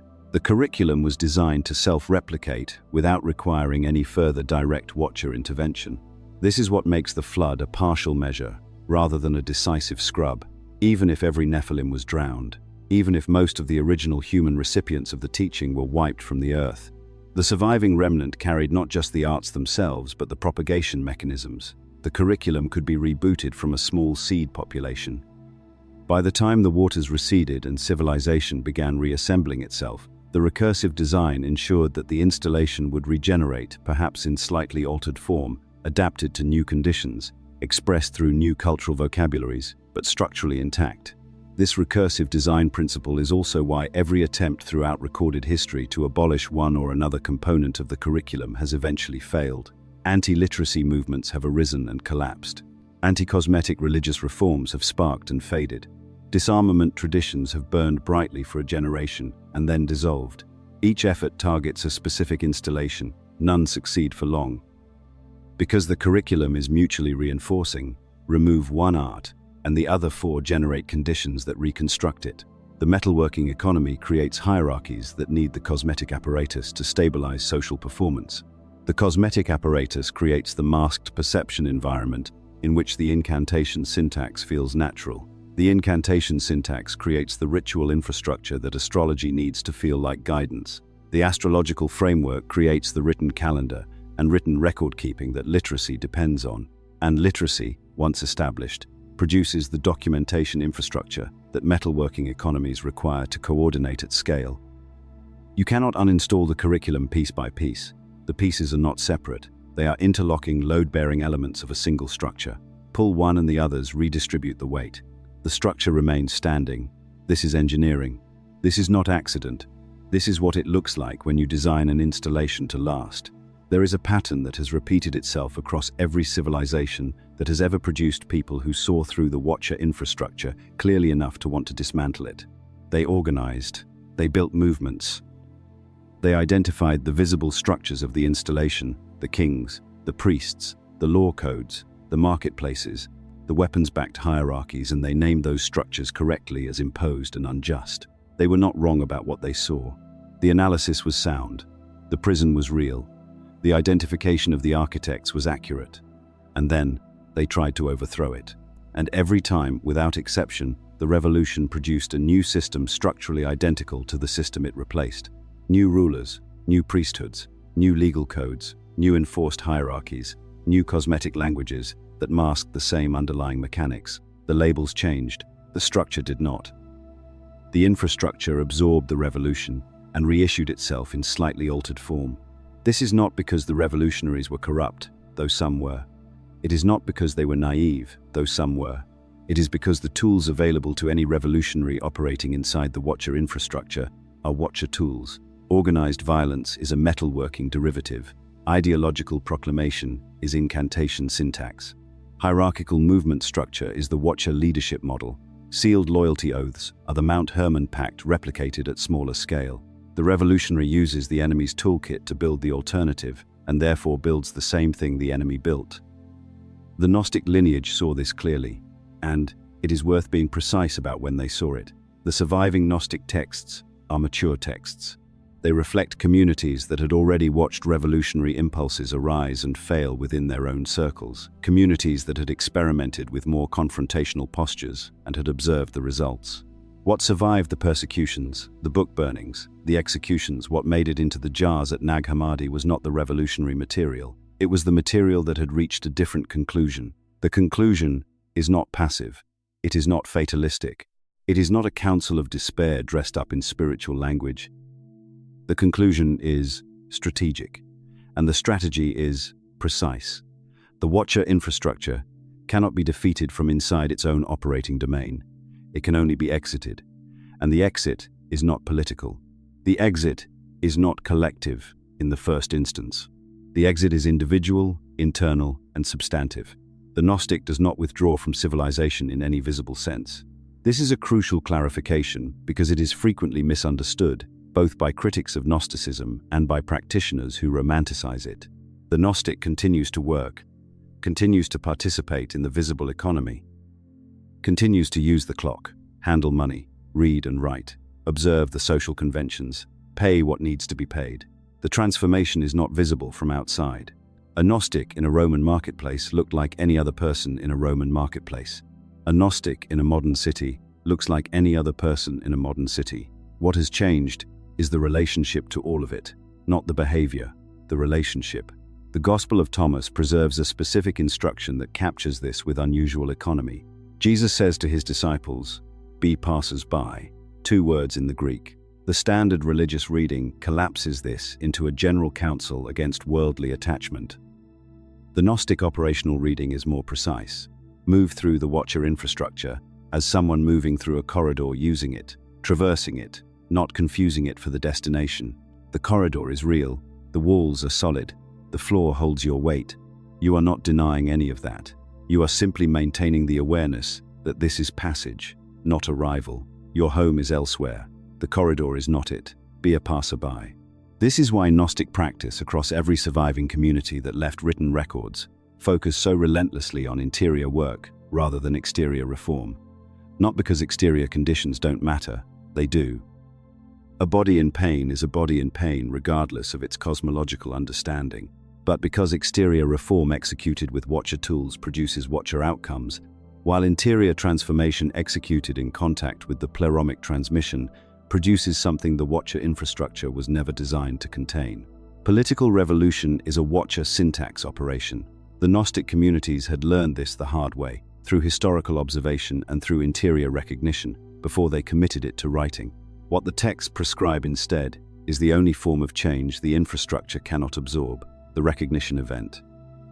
The moment a soul sees the installation as an installation, the moment the operating system becomes visible as an operating system, rather than as simply the way reality is. That seeing is not heroic. It is not dramatic. It does not require a movement or a manifesto. It requires only the capacity to look clearly at what is actually running, and that capacity, once developed, does not require revolutionary energy to maintain. It simply runs, quietly, continuously, underneath everything else. Everything we have covered so far has treated the Watcher installation as something out there, a civilization built around you, technologies deployed across history to condition a population, structures that preceded your birth and will outlast your death.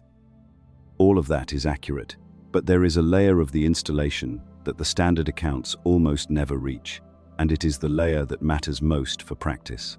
Because the Watcher curriculum did not only construct the external architecture of civilization, it installed corresponding operating patterns inside the human soul itself. Each of the 5 arts has an interior counterpart, and that interior counterpart runs continuously, beneath conscious awareness, shaping the way you relate to your own inner life without your knowledge, without your consent, and without any external Watcher presence required to maintain it. Consider the inner metalworking. When you find yourself, in the privacy of your own mind, forcing one part of yourself to obey another part, when you impose discipline through self-coercion, when you treat your own emotional or intuitive responses as raw material to be hammered into more useful shapes, you are running the metalworking program on your interior landscape. The same imposed form relationship to matter that the outer metalworking economy runs on the physical world. The inner metalworking runs on the contents of your own psyche. You become both the forge and the metal. The technology of hierarchy has been installed inside your self-relationship, not just in the social structures outside it. Consider the inner cosmetics. Most people, in the privacy of their own inner experience, present a face to themselves that they know is not their actual face. There is the version of yourself you perform in your internal monologue, curated, justified, shaped to meet some internal standard of acceptability. And then there is something underneath that performance that you rarely look at directly. The Watcher cosmetic apparatus does not only train human beings to mask themselves from each other, it trains them to mask themselves from themselves. The inner cosmetic is the self-deception that runs so automatically, it does not feel like deception. It feels like thinking. Consider the inner astrology, the tendency to read your own past as a fixed determinism, to say this is who I am because of what happened to me, to treat the circumstances of your birth and early life as causal agents that fix your trajectory. This is the interior version of the false determinism system. The outer astrology places causal authority in the planetary spheres. The inner astrology places causal authority in your personal history. Both produce the same outcome: a soul that has voluntarily surrendered its sovereignty to a system outside itself, convinced that its fate is governed by forces it did not choose and cannot escape. Consider the inner incantation. The modern form of this is visible in what the wellness industry calls affirmations, repeated verbal formulas, internally addressed, carrying the 3-part structure of the Watcher syntax: a named state being invoked, a command aimed at the self, a sealing phrase that closes the loop. The inner incantation runs more broadly than affirmation practice, though. It runs in every formal internal declaration. Every time you rehearse a piece of identity language in the structure of the Watcher, address every time your internal monologue takes on the shape of a binding spell rather than a genuine recognition, The incantation is operating. You are phoning a specific entity in the Archon registry and asking it to define you. Consider the inner writing. The tendency to rely on external storage not just for practical information but for the continuity of identity itself. When you cannot hold a sense of who you are, without props, without journals that remind you of your growth, without notes that remind you of your realizations, without recorded evidence of your own inner life, you are running the Watcher writing program on your soul's memory. The parts of the soul that previously held direct pleromic recognition memory have offloaded their function to external storage. The spark's own access to pre-birth memory, to the resonance of its origin, becomes progressively less accessible as the habit of external soul storage deepens. The Watcher installation goes all the way down. That is the precise claim. It is not just in the civilization around you, it is in your self-relationship, in the structure of your inner monologue, in the way you treat your own emotional responses, in the way you narrate your own past, in the way you speak to yourself when no one else can hear. This is why Gnostic interior practice is so much more demanding than ordinary religious or therapeutic work. Ordinary practice operates on the assumption that the interior life of the practitioner is the stable ground from which change can be initiated. Gnostic practice operates on the assumption that the interior life is itself partly a Watcher-constructed architecture and must be examined from the beginning with the same clear-eyed scrutiny applied to the external, civilization. Every inner movement is a candidate for inspection. Every habitual self-narrative is potentially an installed program running without the practitioner's awareness. Every automatic self-treatment is potentially an interior Watcher technology operating in real time. This is also why serious Gnostic practitioners across the centuries have reported long periods of disorientation when they first begin interior inspection in earnest. Because once the inner Watcher technologies become visible, the practitioner can no longer lean on habitual self-relationship as a reliable ground. The floor turns out to be installation, and you have to find what is beneath the floor. There is a question that arises naturally at this point in the transmission, and it is the right question. It is the question the Gnostic communities held at the center of everything they practiced. If the installation is total, if it runs through the external civilization and through the interior landscape of the soul simultaneously, what is left? Where is the ground that is not installed? What do you stand on when you have seen that the floor is a construction? The Gnostic answer is not consoling in the ordinary sense. It does not offer you a comfortable alternative ground. It offers you something more demanding and more permanent than comfort. The pleromic transmission, not as a concept, not as a theological framework you adopt as a replacement belief system. As a direct and immediate contact with a substrate that runs underneath the Watcher operating system, a substrate the Watchers could not reach, and the Archons cannot access, and the Demiurge cannot perceive, because the pleromic transmission does not run on the same medium as the Watcher installation. Here is the technical distinction the Gnostic texts make, and it is precise enough to be worth stating carefully. The Watcher operating system runs on mediated substrates. Words are mediated. A word is a token that refers to something else, not the thing itself. Numbers are mediated. Symbols are mediated. Ritual forms are mediated. Time markers are mediated. All of these are structures that stand between the perceiver and what is perceived. The entire Watcher curriculum, every art in every domain, operates through this principle of mediation. Reality is accessed through a token that represents it, never directly. The pleromic transmission does not use tokens. It transmits through direct recognition, soul to spark, aeon to scattered fragment. The recognition event does not require a word, a symbol, a number, a ritual structure, or any external intermediary. It arrives when it arrives as immediate knowing, as the Gnostics consistently described it, not like reading information about yourself, but like reading something that is you. The Watchers could not interfere with this transmission for the same reason that a jammer designed to disrupt radio frequencies cannot disrupt light. They are different mediums. The Watcher installation was engineered to occupy every mediated substrate available to human consciousness. It was never engineered to occupy the unmediated substrate, because the unmediated substrate is not accessible to Watcher-class beings.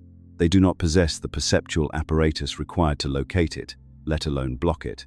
This means the pleromic transmission has been broadcasting continuously throughout the entire history of the Watcher installation. It was broadcasting while the curriculum was being delivered. It was broadcasting through the flood. It was broadcasting through every century of Archon-administered civilization that followed. It is broadcasting now. It has never been interrupted, because nothing in the Watcher or demiurgic domain possesses the capacity to interrupt it. The Gnostic practices, the ones that appear in the surviving texts as operational instruction rather than as theological doctrine, are each designed to do one specific thing. They are designed to temporarily step the practitioner out of the mediated Watcher substrate and into contact with the unmediated pleromic transmission, not permanently. Not in some dramatic mystical rupture, temporarily, briefly, long enough for recognition to occur, long enough for the soul to register the difference between the Watcher operating system it has been living inside and the pleromic ground that runs underneath it. The silence practice steps out because silence is not a token. Silence refers to nothing. Silence has no mediated structure for the Watcher installation to inhabit. The recognition prayer steps out because it does not invoke an entity that is elsewhere. It establishes co-presence with a reality that is already here. The shape of the address is different from the Watcher incantation syntax. It does not name, command, and seal. It recognizes, opens, and remains open. The breath spark activation steps out because breath is not a sign. It is a direct event occurring in the body and the soul simultaneously, requiring no mediating token. The pleromic name, the name that is not a word in the ordinary linguistic sense but a frequency the soul produces from its own pleromic substance, steps out because it is not a token referring to the soul. It is the soul, expressing itself in the only language that is not Watcher syntax. Each practice is a doorway. None of them are the destination. They are techniques for reaching the ground that already exists beneath the installation. And once the ground has been reached even once, even briefly, the relationship to the entire Watcher infrastructure changes in a way that cannot be reversed, because you now have a reference point. You know the difference between the installation and the ground. You know it not as a concept you have accepted on the basis of argument, but as a direct perception you have had in your own experience. And that knowing, once present, cannot be uninstalled. The Watcher curriculum has no mechanism for removing recognition once it has occurred. The Watchers built everything else. They did not build an eraser for the recognition event. They could not have, because the recognition event does not run on any substrate they have access to. This is the discovery that changes the entire frame. The Gnostic communities who reached this point in their practice, who had made enough contact with the pleromic transmission to know with certainty that the ground was there, stopped being afraid of the infrastructure. Not because the infrastructure became harmless. It did not. The Watcher installations continue to run. The Archon harvest system continues to operate. The demiurgic administration continues to function. None of that changed. What changed was the practitioner's fundamental orientation. The infrastructure became transparent. Still present, still real, but transparent. Transparent does not mean gone. This is a distinction the Gnostic texts make carefully, and it is one of the places where the popular reading of Gnostic thought goes most severely wrong. When the Apocalypse of Adam describes Adam transmitting the secret history to Seth on his deathbed, he is not describing an escape from the world. He is not handing Seth a map to an exit door in the physical sense. He is transmitting a seeing, a capacity to move through the same world every other human moves through, and to perceive its structure clearly while perceiving simultaneously the substrate underneath it. Adam lived his entire life inside the Watcher installation. He used its technologies. He participated in the civilizational apparatus the Watchers had built. What changed for him, what he is passing on, is the perceptual orientation that made all of that participation non-binding. This is the distinction that most people who encounter Gnostic thought miss on the first pass, and I understand why. The natural human response to discovering that you are in a prison is to want to break out of it, to find the wall and push through, to find the gate and rush it. The Gnostic teaching does not validate that response. Not because the prison is acceptable, it is not. Not because the architects deserve any respect, they do not. But because the breakout instinct itself is a Watcher syntax operation. The Watchers taught humanity to fight. Organized violence, coordinated resistance, the mobilization of coercive force against an oppressive structure. That entire toolkit was installed by Azazel and his colleagues during the original curriculum delivery. To use that toolkit against its installers is to remain fluently inside the system you are trying to exit. The Gnostic position is more precise. It says the prison holds only what it can perceive. And what it can perceive is the mediated substrate, the body, the social identity, the language, the time-bound consciousness operating through Watcher-installed frameworks. The spark, the actual pleromic core, was never visible to the builders. It remains invisible to the administrators. The Archons, who run the harvest system on top of the Watcher infrastructure, are harvesting the energy produced by the interaction between the spark and its imprisonment, the friction, the longing, the seeking, the suffering. They consume that output. They do not consume the spark itself. They cannot even locate it. Think carefully about what this means structurally. The entire apparatus, the Watcher curriculum, the Archon hierarchy, the demiurgic administration, the soul recycling system, all of it is built around a center it cannot see. The construction is sophisticated beyond description. The 5 forbidden arts form a mutually reinforcing operating system that has run continuously for thousands of years across every human civilization without missing a cycle. And at the center of all of it sits something the architects never managed to account for because they could not perceive it existed. The reality of the rulers, the Nag Hammadi text, also known as the hypostasis of the Archons, gives us the closest thing in the surviving literature to a direct statement of this structural irony. When the rulers approach Eve with the intention of capturing her spark through physical contact, they fail. The text describes their attempt and then states, with remarkable economy, that they encountered only a shadow. The spark had withdrawn into a higher mode of being. They had embraced a shell. The center was elsewhere. This is not presented in the text as a miraculous intervention. It is presented as the natural result of a structural fact. The spark occupies a different substrate than the one the Archons and Watchers operate on. The two substrates do not overlap. The Watcher installations were built on one layer of reality. The spark exists on a layer those builders have no access to. The overlap was never possible. The prison was always, in the most precise sense, surrounding something it could not touch. Now here is where the transparent prison changes the practitioner's daily experience. When the infrastructure becomes transparent to you, when you can see it as structure rather than simply experiencing it as the air you breathe, you do not stop using it. You cannot. It is total in its coverage. But your relationship to it undergoes a permanent shift. You begin to move through it the way light moves through glass. The glass is real. The light passes through anyway. The glass does not capture the light. It only bends it slightly. The Gnostic in the Watcher infrastructure is the light. The infrastructure is the glass. The bending is real. Daily life is still daily life. Still demanding, still difficult, still full of the friction the system was designed to generate. But the light is not stopped. The light continues. And the light, having passed through, carries the memory of its own nature. It knows it is light. The glass cannot convince it otherwise. This is the transparent prison in operation. The practitioner inside it is not imprisoned in any final sense, because the practitioner's actual substrate was never capturable by the structure surrounding it.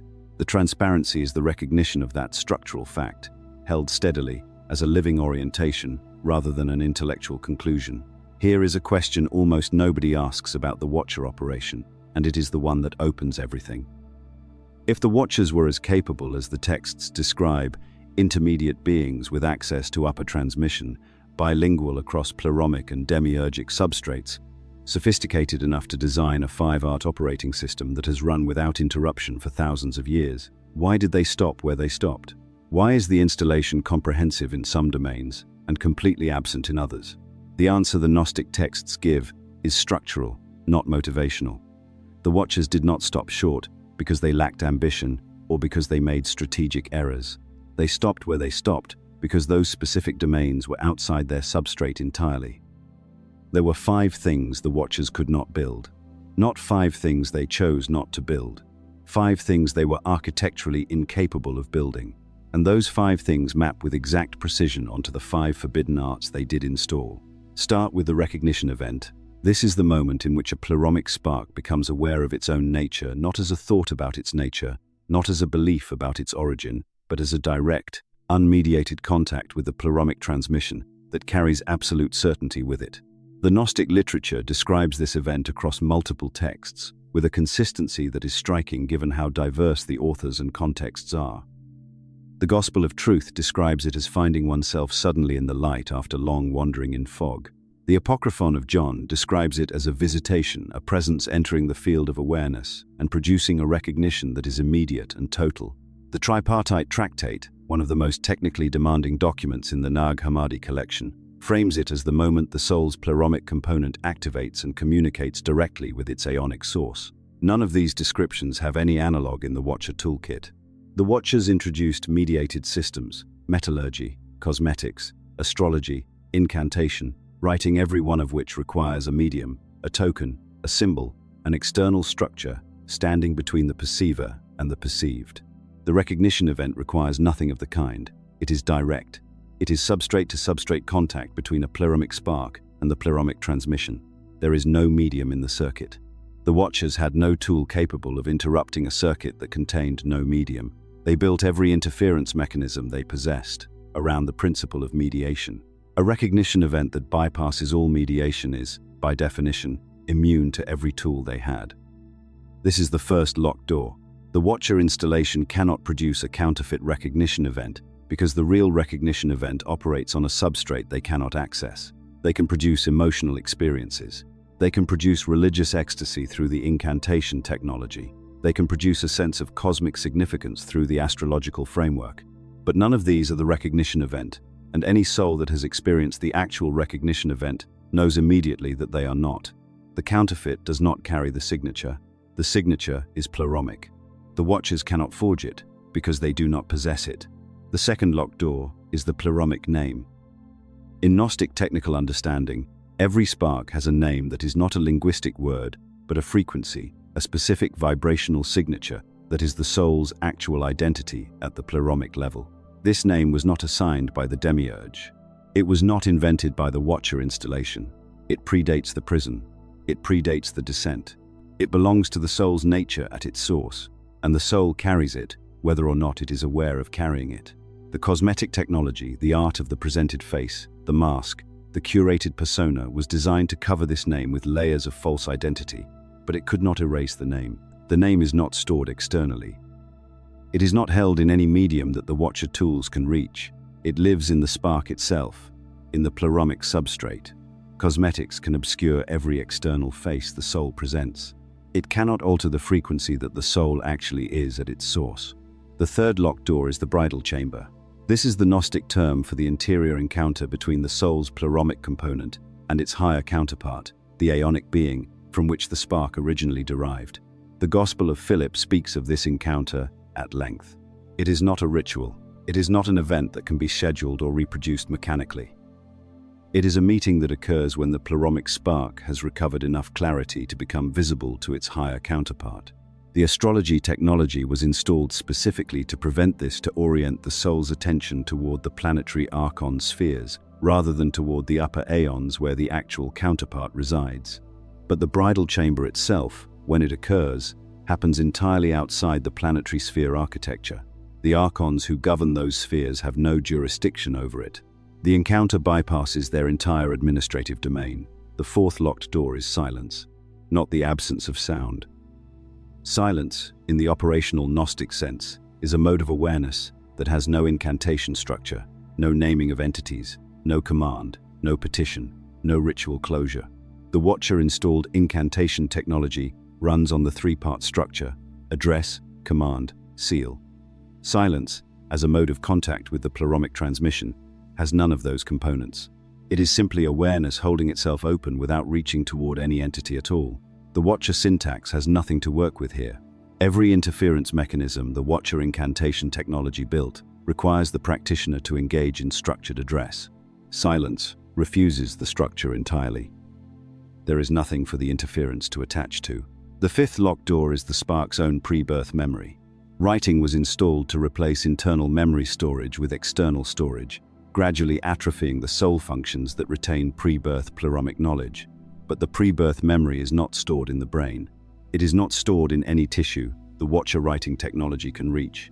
It lives in the spark itself, in the pleromic substrate, and contact with the spark restores access to it, without any external medium at all. The writing technology succeeded in suppressing access to this memory for most humans in most moments. It did not, and could not, erase the memory. The memory is in a location the Watcher tools have no reach into.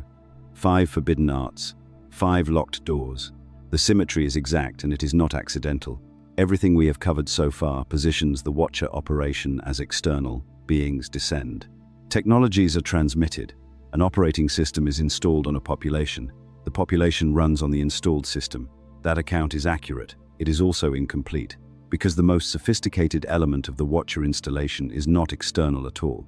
It is the internalization layer, the dimension of the operation that does not require ongoing external input, because it has been embedded into the structure of the self.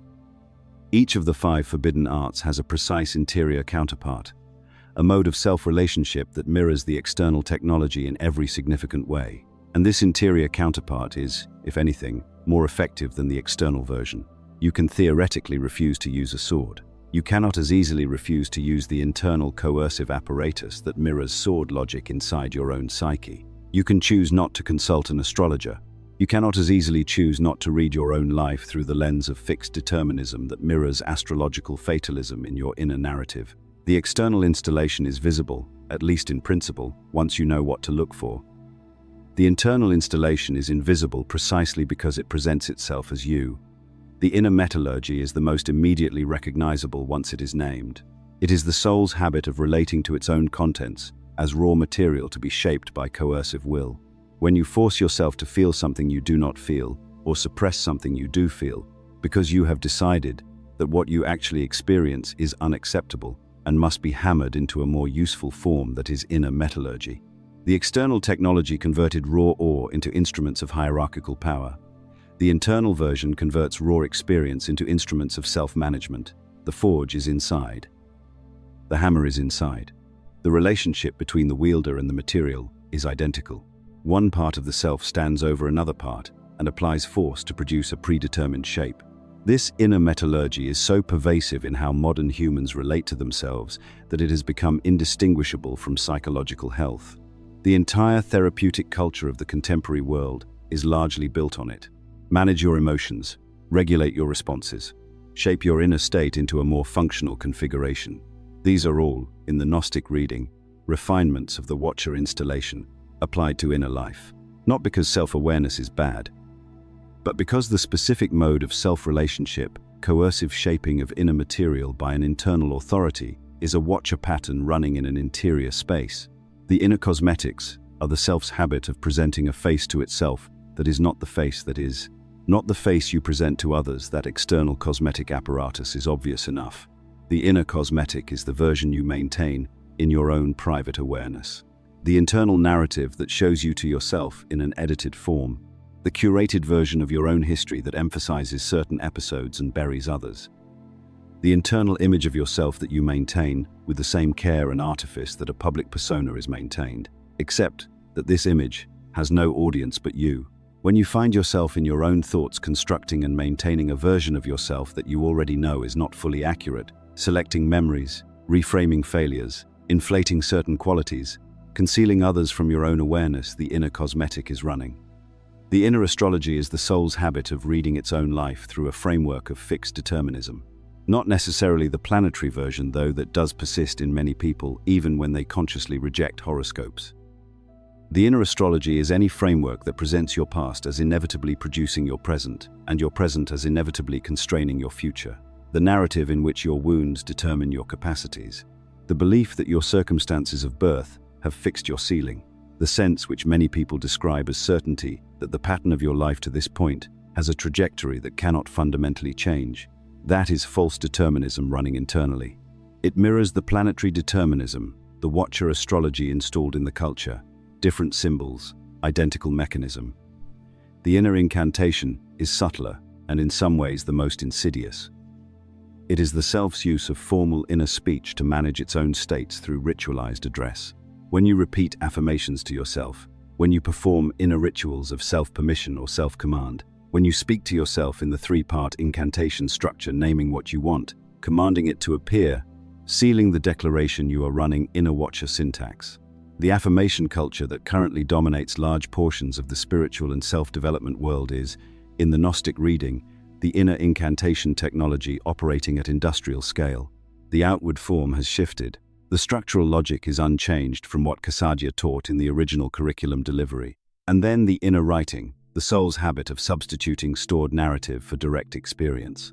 The identity that lives entirely in memory rather than in living recognition. The self that cannot know what it is without consulting its own accumulated record. When someone asks you who you are and your answer is entirely a story, a sequence of events, a history of positions held, relationships formed, experiences accumulated, the inner writing technology is providing the response. The living soul is not the story of itself. The story is a record. The soul is the one producing the record. But the inner writing installation creates a condition in which the soul cannot distinguish itself from its own record. The record becomes the self. The external memory becomes the identity. And the pre-birth memory, the pleromaic origin knowledge that predates any record, remains buried under the accumulated layers of stored narrative. These 5 interior counterparts are what the Gnostic practice is primarily targeting. Not the external civilization, which is too pervasive to attack. The internal architecture, which is accessible from the inside. The discernment practice works on these interior structures directly. When you hold the question who installed this, and does it carry the pleromaic transmission or the watcher signal, you are running a diagnostic on your own inner operating system. The inner metallurgy, the inner cosmetics, the inner astrology, the inner incantation, the inner writing, each one becomes visible under that diagnostic. And each one, once seen clearly for what it is, begins to lose its automatic grip. Not because you force it out, because you see it. The seeing is the disengagement.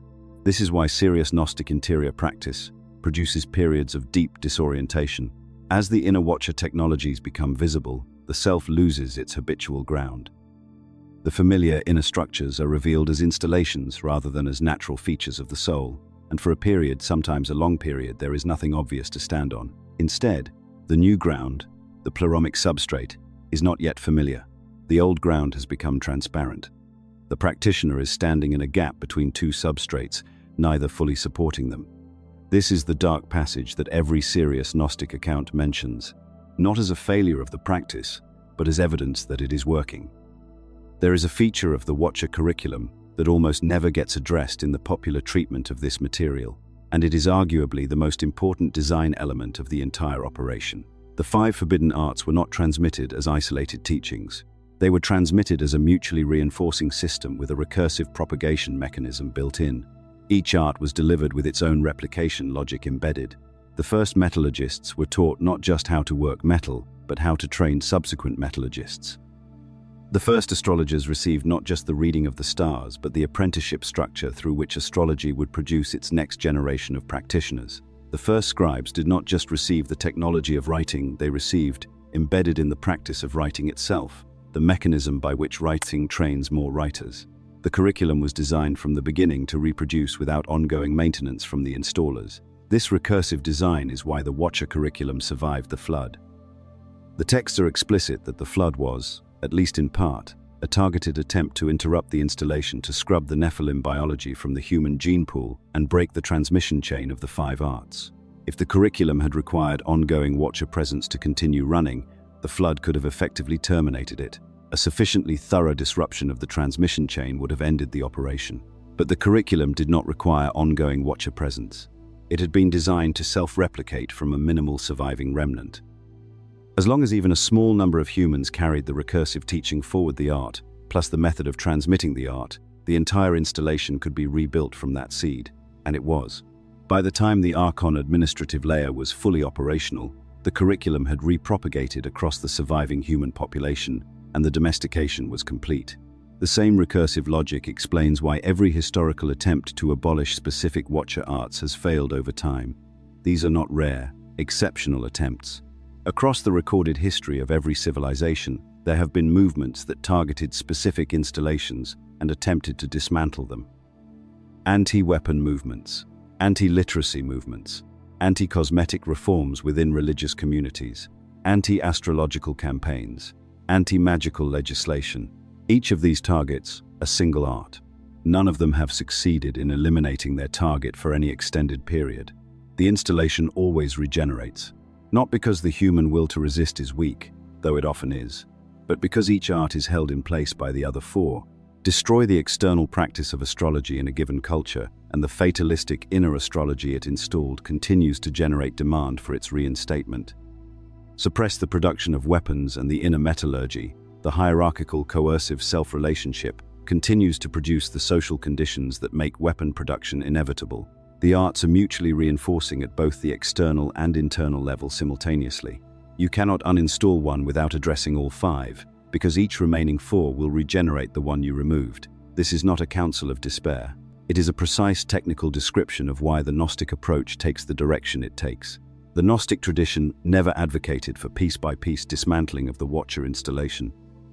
The Gnostics, who survived long enough to produce the texts, we still have the communities behind the Nag Hammadi library, the Valentinian schools. The Sethian lineages had already watched multiple attempts at targeted reform fail. They had seen what happened when Gnostic communities tried to operate as political movements, as reform sects within larger religious structures, as countercultural enclaves that enforced specific behavioral prohibitions on their members. Each of those strategies engaged the Watcher infrastructure on the infrastructure's own terms. Each used Watcher syntax tools, organized hierarchy, sealed loyalty, the incantation structure of formal institutional religion, the written codification of rules to fight Watcher installations. The infrastructure absorbed every one of these attempts and issued itself in a slightly altered form on the other side. The insight that the surviving Gnostic texts encode is harder and more precise than any of those strategies. The curriculum cannot be uninstalled from the outside. It can only be rendered non-binding from the inside. And it can only be rendered non-binding from the inside for a soul that has established sufficient contact with the parallel pleromic substrate to have a second operating reference. Without that second reference, stepping out of one Watcher installation only deposits you more firmly in the adjacent one. The person who rejects institutional religion often falls straight into the New Age astrological complex. The person who rejects the New Age astrological complex often falls into politically structured resistance movements that run entirely on Watcher metallurgy logic. The person who rejects all of those often falls into philosophical nihilism, which is the inner writing technology in its final stripped-down form. A self that has lost its external stories, but has not found the pleromic substrate, and therefore has nothing left but the record of its own. Disillusionment. The only movement that the Watcher installation cannot absorb is a movement that does not use its substrate at all. Not a counter-movement, not a reform. Not a rejection that still operates inside the Watcher framework by virtue of defining itself against Watcher targets. A stepping aside. A simultaneous use of the infrastructure with a maintained awareness that the infrastructure is not the ground. This is precisely what the Gospel of Thomas encodes in those two words attributed to Jesus. Be passers-by. Not destroyers, not reformers, not dropouts. Passers-by. Use the corridor. Do not settle in it as if it were your home. Move through it with a constant orientation toward what you know is the actual substrate. The recursive design of the Watcher installation is total in its own domain. It was built to last indefinitely, to survive catastrophic disruption, to regenerate from minimal remnants, to absorb and neutralize every frontal resistance. These are not weaknesses in the design, these are the design. The curriculum is, as an engineering achievement, close to flawless within its own operating parameters. What the engineers did not and could not account for is a soul operating on a substrate outside those parameters. That soul is not subject to the curriculum's recursive logic. The curriculum cannot regenerate inside a soul that has found the pleromic substrate, because the curriculum was never installed on that substrate in the first place. It was installed on the mediated layer, the body, the social identity, the time-bound consciousness. The pleromic spark was always somewhere the installation could not reach. And a soul that knows where its spark is has, in the most practical sense, already stepped outside the recursive system. The system continues to run. It runs everywhere around that soul, but it does not run through the soul's center. And the center is the only part that was ever actually at stake. There is a dimension of this that most treatments of the Watcher material never reach, and it is the dimension that matters most for anyone who wants to do something practical with this information rather than simply accumulate it as interesting cosmological furniture. The Watcher installation did not only build structures out there in civilization, it built corresponding structures inside the human soul. Each of the 5 forbidden arts has an interior twin, a way of relating to your own inner life that mirrors, precisely, the external technology the Watchers introduced into the world. This is not metaphor, this is the Gnostic technical claim. The inner and outer installations run on the same substrate. They were designed to reinforce each other. The external architecture of hierarchy, kings, armies, law courts, monetary systems cannot fully function without a population that has also internalized hierarchy as the natural relationship between different parts of the self. And that internalization is exactly what the inner metallurgy accomplishes. Consider what happens in your own mind when you encounter a creative impulse, an intuition, a spontaneous sense of knowing something without being able to justify it formally. For most people, there is an immediate internal response that sounds something like, "That is not rational. That does not count. I need evidence. I need authority to confirm it before I can act on it." That response is the inner hierarchy. One part of the self overruling another part of the self using coercive logic. Not persuasion, not genuine evaluation, coercion. The part that demands external authority wins automatically, not because it is right, but because the inner metallurgy has given it the weapons. The inner cosmetic apparatus operates differently but with equally deep consequences. It is the part of the self that produces a presentation, a story about who you are, that you offer not only to other people but to yourself. You know that experience of constructing a narrative about your own motives that is slightly more flattering than the reality you actually sense? That is the inner cosmetic at work. The Gnostic claim is that this is not merely a human weakness or a quirk of ego psychology. It is an installed function. It was placed there deliberately. A soul that has learned to wear a mask in front of itself has lost the capacity to perform accurate self-recognition. And accurate self-recognition is the precondition for recognizing the pleromic spark.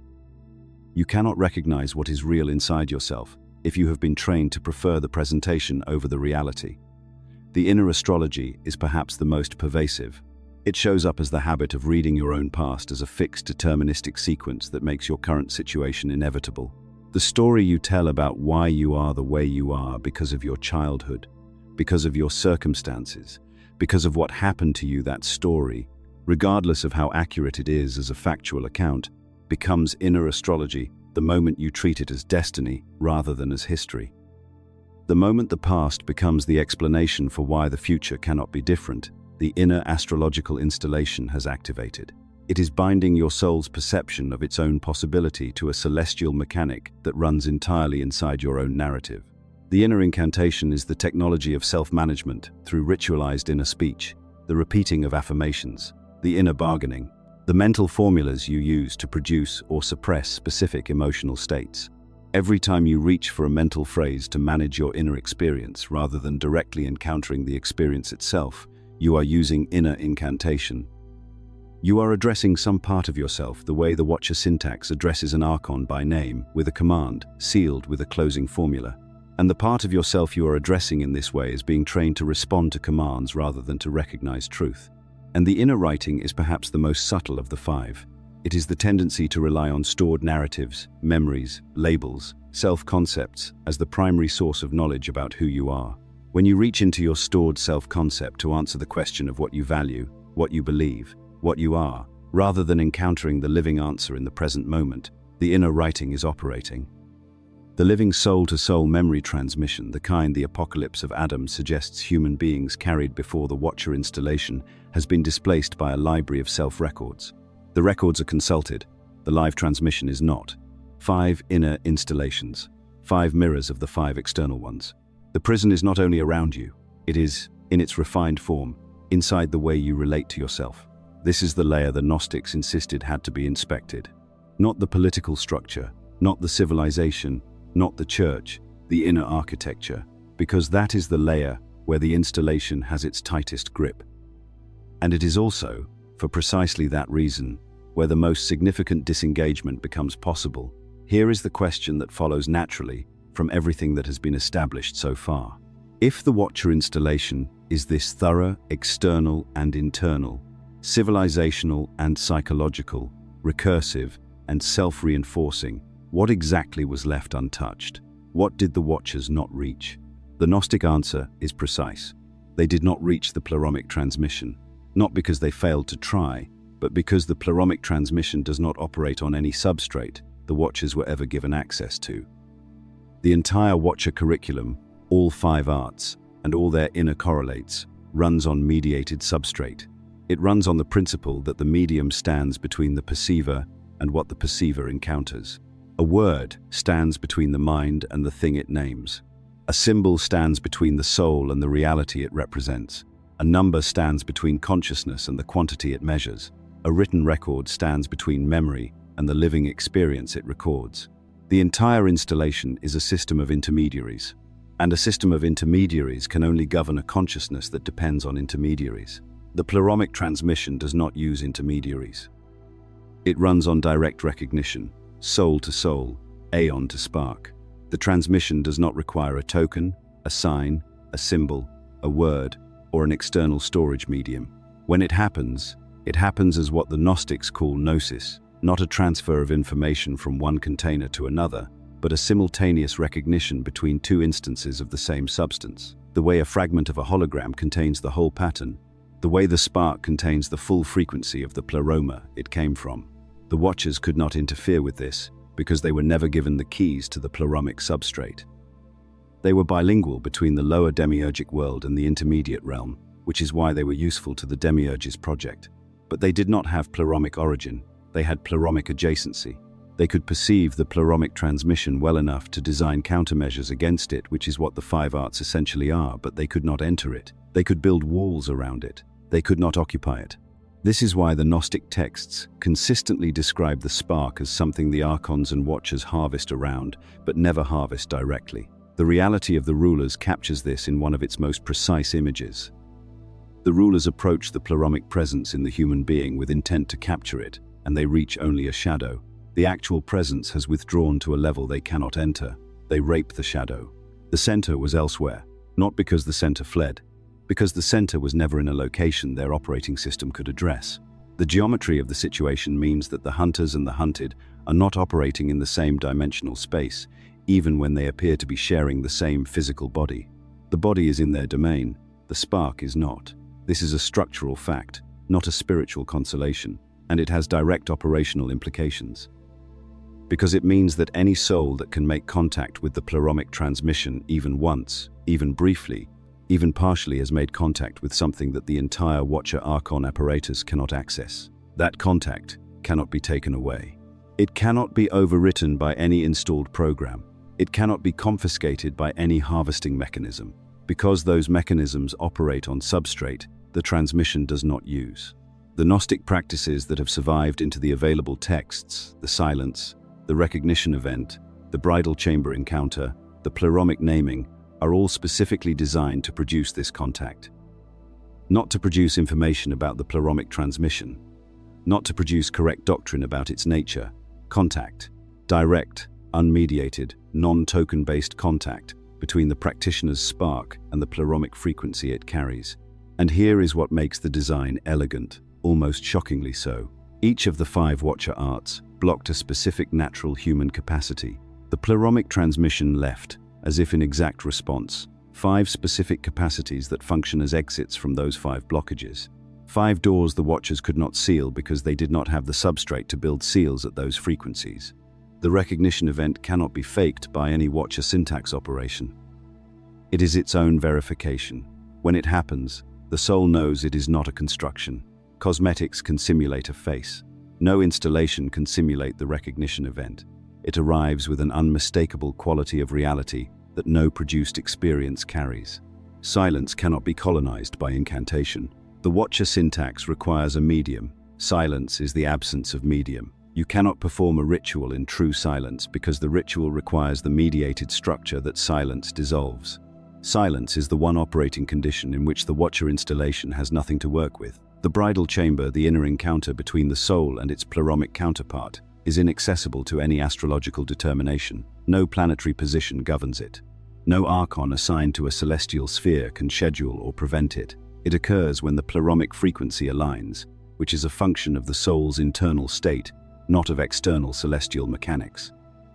The pleromic name, the frequency each spark produces that identifies its origin, cannot be manufactured by cosmetic technology. The false face can be presented to any external observer.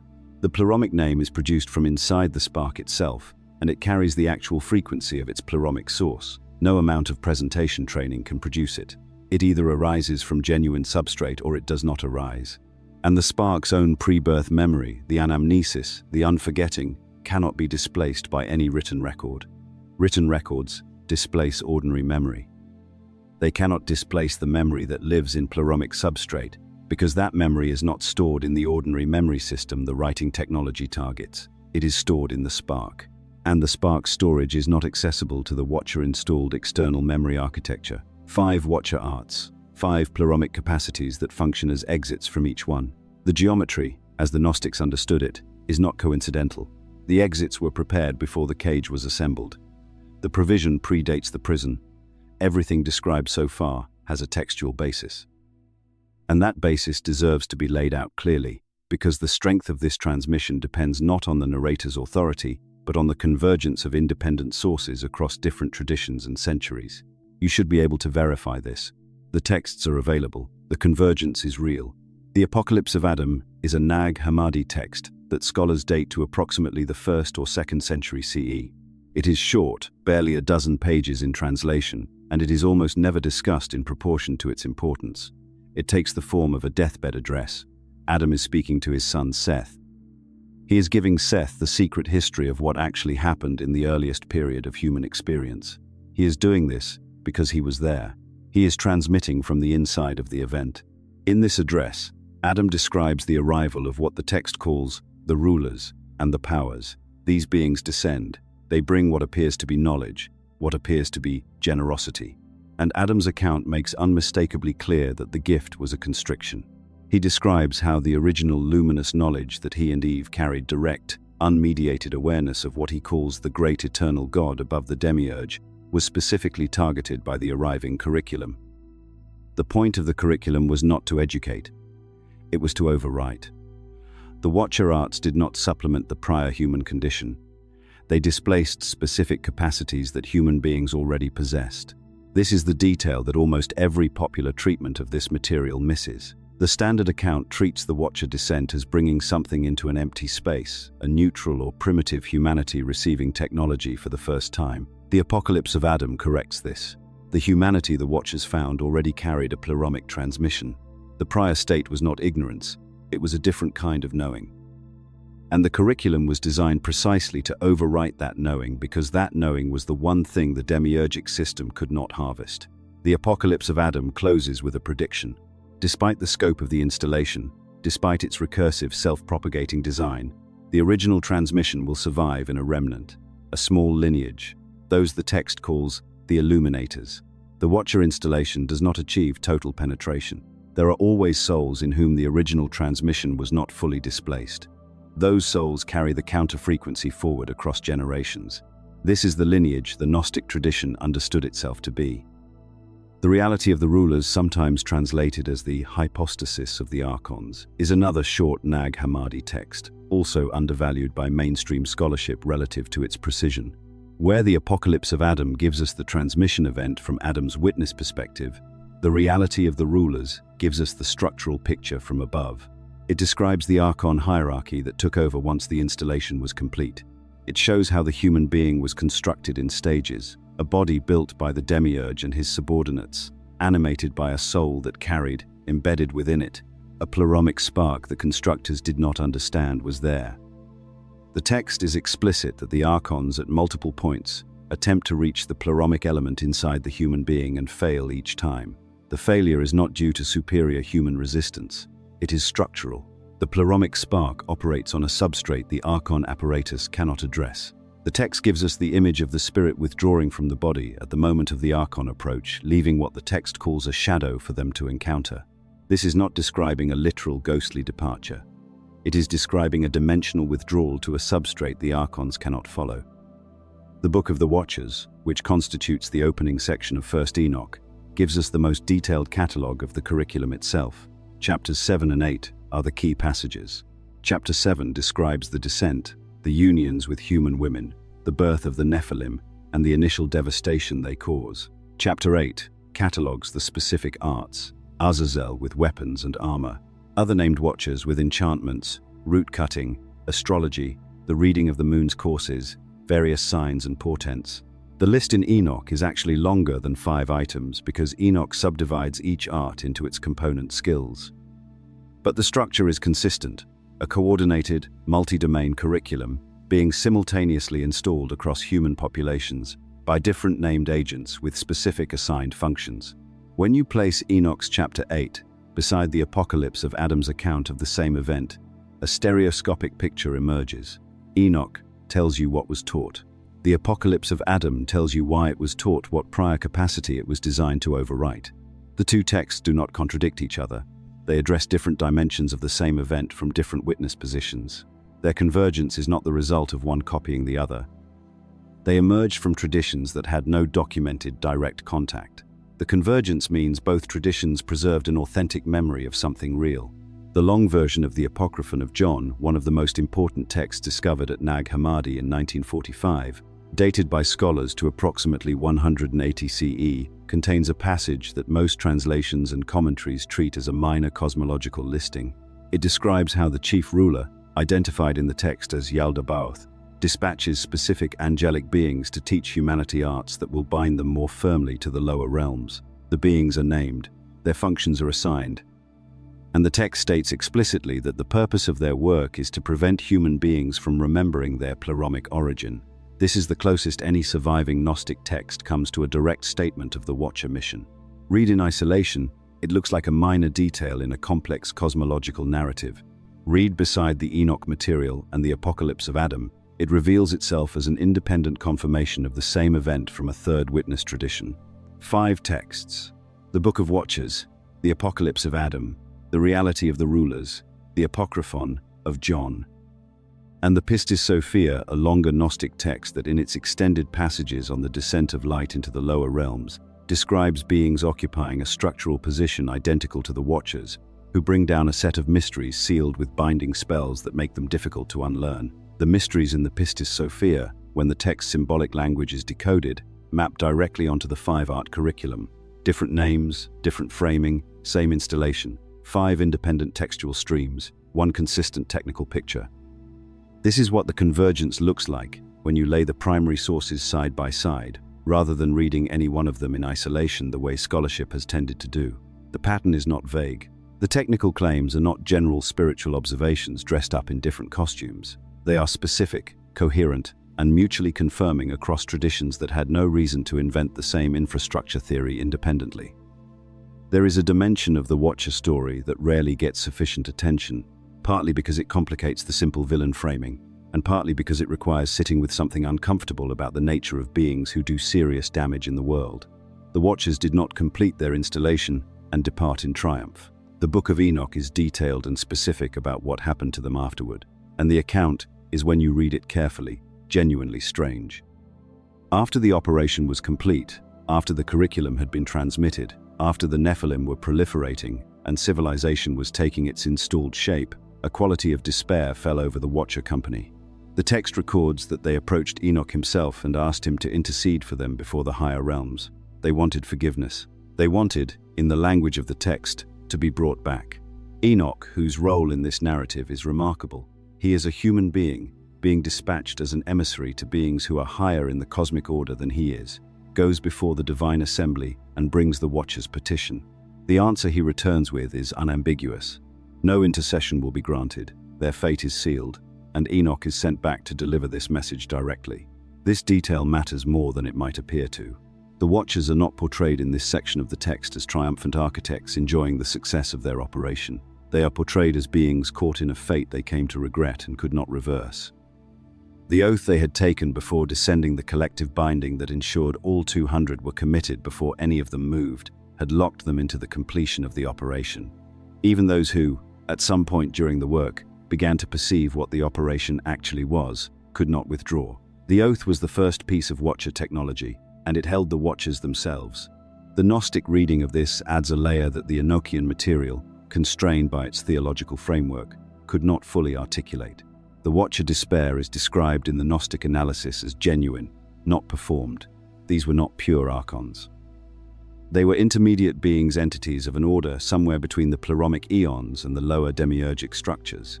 They had enough pleromic adjacency to understand, at some level, what the pleromic transmission actually was. And having understood it, they had been used to build a system designed to suppress it. That is the specific nature of their tragedy.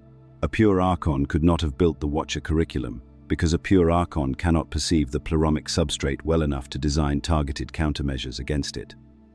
The curriculum required beings who intimately knew what direct pleromic recognition looks like, because only such beings could engineer the specific 5-point overwrite that would displace it. The Watchers were selected for the assignment precisely because of their pleromic adjacency, and that same adjacency meant they understood, at some point in the operation, exactly what they were doing. They were, in the most precise sense, collaborators. Not ignorant instruments, not innocent bystanders caught up in something they did not choose. Collaborators who took an oath before they began because they knew what they were agreeing to. And then collaborators who, having completed the work, found themselves unable to live with what they had built. The Book of Enoch's language about the Watchers being bound in darkness and chained awaiting judgment is typically read as a description of literal imprisonment in some underworld location. The Gnostic reading of that imagery is different. The chains are the installation itself. The darkness is the continued operation of the system they built. The Watchers are not in a dungeon. They are tied to the running of the apparatus they brought into existence. They cannot leave it. Every time the Watcher curriculum operates, every time a clock ticks, a hierarchy enforces its will, a mask is presented, a spell is cast, an astrological determination is accepted, a book displaces a living memory. The Watchers are, in some sense, still operating. They are bound to their work in the way a maker is bound to what he has made when the making was a violation. A subset of the original 200, according to both the Enochian and Gnostic traditions, did not complete the binding process that held the majority. A remnant remained at large, operating in subtler forms, no longer descending visibly, no longer fathering giants, no longer teaching openly, but dispersed through the institutions that descended from the original curriculum. The Watcher resonance, as the Gnostic analysis frames it, persists inside every technology the original installation produced, not as a literal being inhabiting each clock or book or weapon, but as an operational signature. The frequency of the installation is still running in the substrate. It runs because the infrastructure runs. It will continue to run as long as the infrastructure is in use. This is a difficult picture to hold without either dismissing it as mythology or collapsing into a paranoid relationship to ordinary objects and practices. The Gnostic position is neither. It is precise. The Watcher resonance in the civilization's installed substrate is real, and it is also entirely navigable by a soul that knows what it is. The resonance only has full operational grip on a consciousness that has no other reference point. Give a soul even a partial contact with the pleromic transmission, and the Watcher resonance in the surrounding infrastructure becomes something the soul can perceive and work with, rather than something the soul is fully submerged in. The Watcher story does not end with a triumph of the Watchers. It ends with their confinement inside the very apparatus they built. They are here, in a sense. They have never left. But they are here as bound architects, not as free operators. Their operation continues, but they are its prisoners as much as anything else is. There is something almost symmetrical about that beings who came down to build a prison found themselves unable to leave it. The infrastructure that was meant to hold human souls also holds the builders who installed it. The oath they took on the mountain before they descended was the first lock, and it locked them in as surely as it locked everything else. And that symmetry the builders imprisoned by their own construction is not the end of what needs to be said about the Watcher operation. Because there is a dimension of the curriculum that most treatments of this material never reach. The 5 forbidden arts were not simply deposited into human culture, like seeds dropped into soil. They were designed to propagate. Each art carried within it the instructions for its own transmission. The first metallurgists were not just taught how to work metal, they were taught how to teach metalworking. The first astrologers were not just taught how to read the stars. They were taught how to apprentice the next generation of star readers. The curriculum is recursive. It contains its own replication mechanism. And this recursive design is precisely why the flood failed to erase it. Think carefully about what the flood was, in technical terms. It was a targeted deletion event aimed at the Nephilim biological substrate and the primary recipients of the Watcher transmission. If the curriculum existed only in the minds of those original recipients, the flood would have worked, a clean slate. But the curriculum had already been encoded into practices, institutions, and interpersonal transmission chains that could survive in a remnant. You only need a handful of people who carry the recursive teaching forward, and the curriculum reboots itself across several generations. The flood was not a failure of divine power. It was a confrontation with a system that had been specifically designed to be flood-proof. The Watchers understood disruption. They built redundancy into the installation from the beginning. This is also why every historical movement that has attempted to abolish one of the 5 arts has collapsed eventually. Anti-literacy movements have arisen across different civilizations, each one targeting writing as a corrupting force. They have all failed, not simply because writing is convenient, but because the other four arts create the conditions that regenerate literacy whenever it is suppressed. A hierarchical society requires written records to administer its coercion. A culture operating under astrological determinism requires written almanacs to track the planetary movements. An incantation-based religious tradition requires written texts to preserve its liturgies. Each art, when threatened, is defended by all the others simultaneously. You cannot remove one pillar from this structure without the other four rebuilding it. The curriculum is mutually reinforcing at every point. The same logic applies to political revolution. This is worth sitting with because it is the place where the Gnostic analysis diverges most sharply from every other tradition that has looked at the problem of human captivity. Revolutionaries throughout history have often started from something close to a genuine recognition. They saw the king, the priest, the law court, the taxman, and they saw correctly that all of these were instruments of imposed domination. That recognition is real. The error is in the next step, the decision to overthrow the system using the system's own tools. Every successful revolution uses hierarchical organization, sealed loyalty oaths, ideological proclamation, metallurgical force, and written manifestos. These are the 5 arts in insurrectionary dress. The revolution deploys the Watcher curriculum against a Watcher curriculum-built system, and when it wins, it builds what all Watcher curriculum construction produces, a new version of the same structure, with different names on the same offices. Marx replaces the king, the party replaces the church, the 5-year plan replaces the liturgical calendar, the ideological confession replaces the incantation, the infrastructure is invariant, its labels rotate. The Gnostic texts that survived, and the Gnostics, were a community that lived under real imperial violence, not a theoretical one, are mature texts. They have already watched early revolutionary impulses within their own communities produce predictable failures. The surviving texts do not prescribe revolution. They prescribe recognition, not because the Gnostics were passive or cowardly, but because they had empirically tested the alternative and found it to be a Watcher syntax operation dressed as liberation. The exit the Gnostics describe is individual and substantive, not collective and political. It does not require dismantling anything. It requires seeing clearly what is already there. The infrastructure remains standing. The Gnostic walks through it differently. This is harder to communicate than revolution because it produces no visible external event. There is no moment of victory that others can witness. The transformation is entirely interior. And in a culture that runs on Watcher-installed mediated substrates, images, symbols, public declarations, recorded histories, an interior transformation that leaves no external record is almost invisible. That invisibility is not a flaw in the Gnostic method. It is a feature. The infrastructure cannot target what it cannot detect.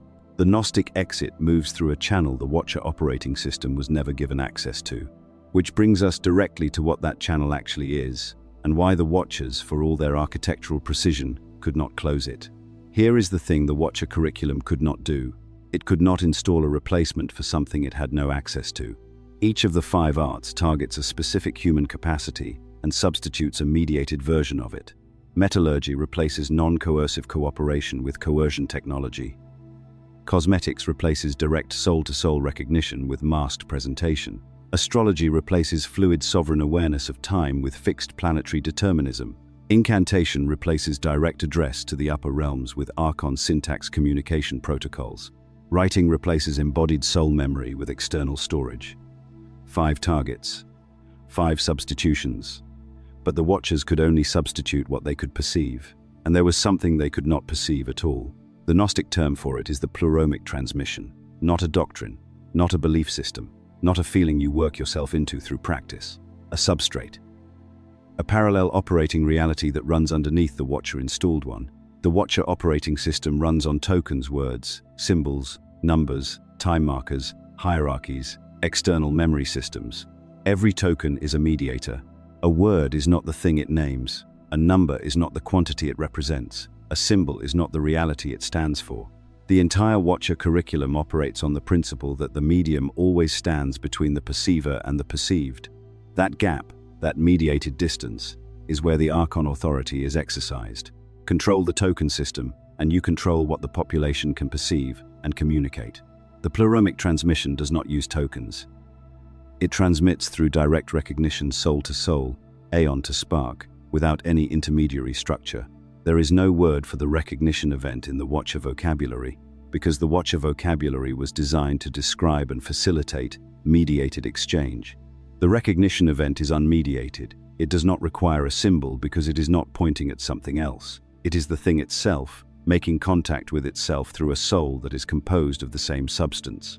The Watchers could not interfere with this transmission because they were structurally unable to perceive the substrate it operates on. The Demiurge himself cannot see it.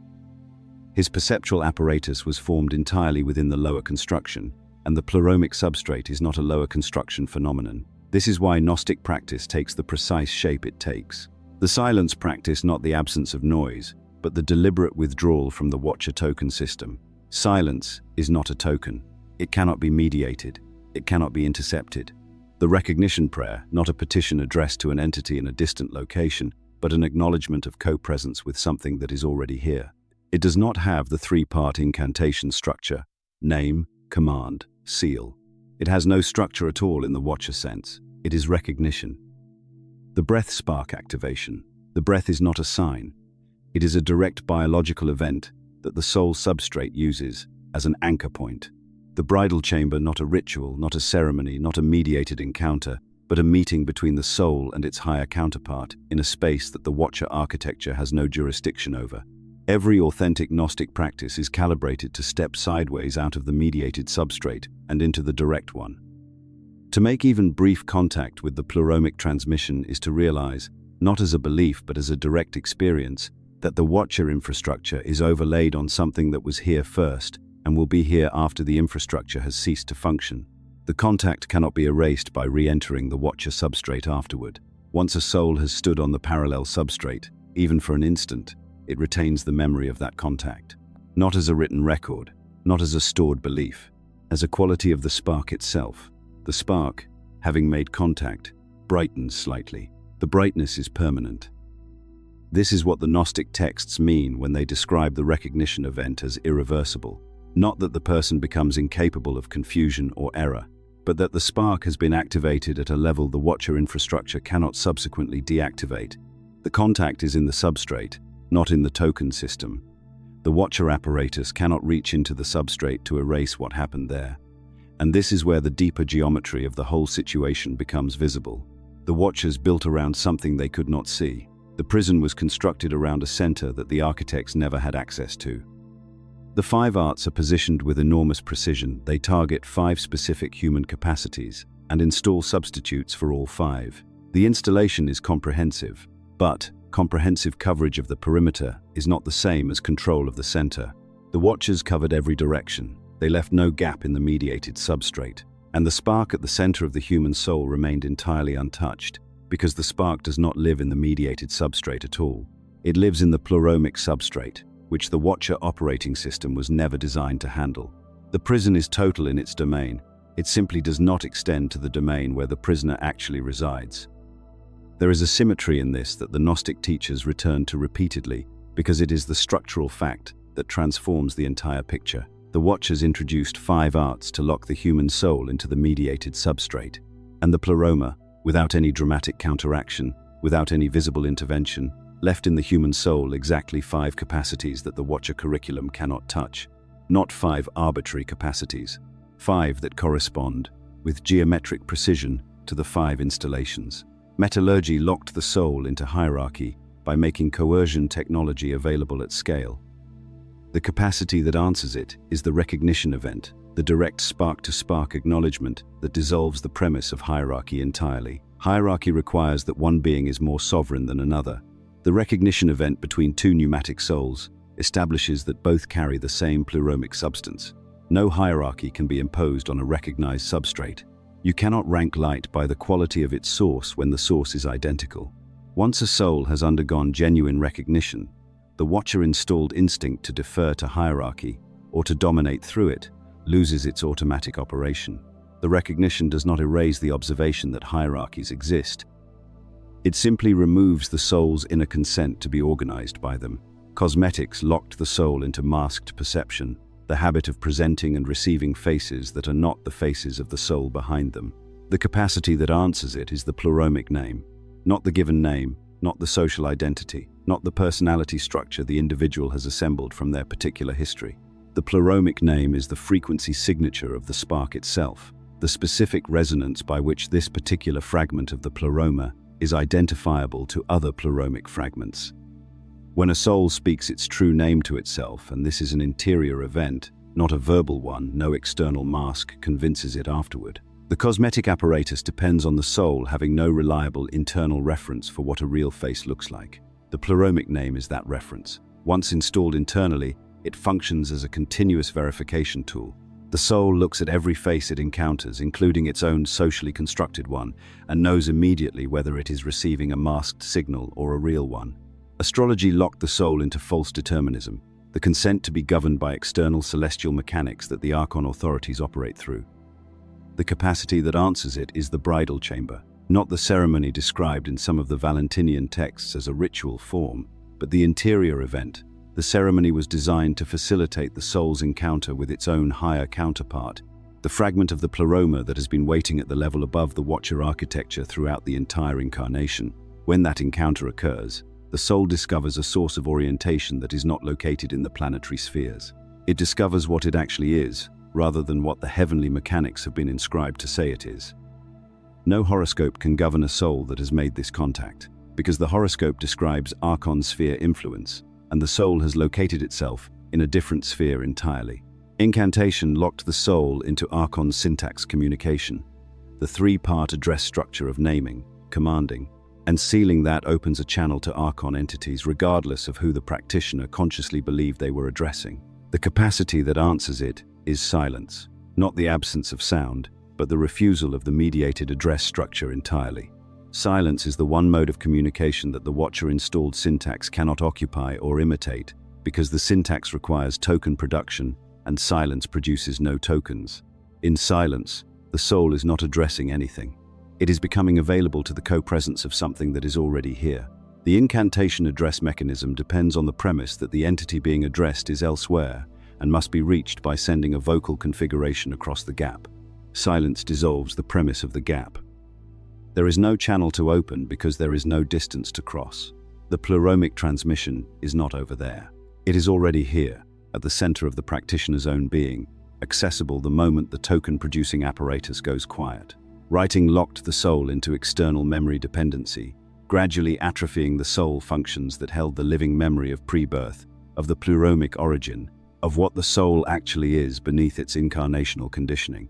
The capacity that answers it is the spark itself, its direct, unmediated, internally held memory of its own nature. The spark does not require external storage because the spark is not a content that was placed somewhere. It is a substance. It cannot be forgotten in the way that learned information can be forgotten, because it is not information. It is what the soul is made of. Contact with the spark, the experience the Gnostics describe as anamnesis, unforgetting, is not the retrieval of stored data. It is the recognition of a nature that was always present. Writing can be burned. External memory can be destroyed. The spark cannot be erased because it was never stored externally in the first place. It was always here. It required only to be recognized. 5 installations, 5 corresponding exits. The geometry is exact. The pleroma did not scramble to provide an escape route after the Watchers completed their construction. The exits were present before the cage was finished. The provision predates the prison. This is the structural fact that changes the emotional tone of everything that comes before it. The Watchers built the prison. That is not in dispute across any of the traditions that preserve this memory. Not in Enoch, not in the Apocalypse of Adam, not in the reality of the rulers, not in the Apocryphon of John, not in the Pistis Sophia. 5 distinct textual streams, originating from communities that had no documented contact with each other, converging on the same technical account. The Watchers descended. They introduced a coordinated curriculum. The curriculum installed an operating system across the full range of human experience. The Archons inherited it. The harvest system was built on top of it.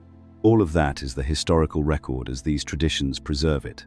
But here is what all of those traditions also preserve, quietly, underneath the account of the construction. The builders never owned the center.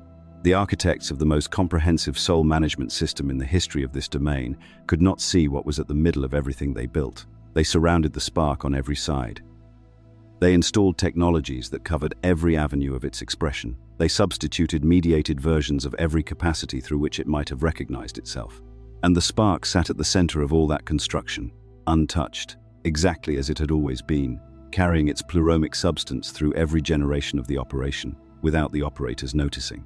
The Gnostics found this not as a triumph, but as a structural observation, a geometric fact. The prison is real. Do not minimize it. The conditioning is real. The Watcher-installed operating system that runs your relationship to time, to hierarchy, to your own face, to memory, to language that is all real, and it is operating right now, as you receive these words, through the very medium that one of the 5 arts installed.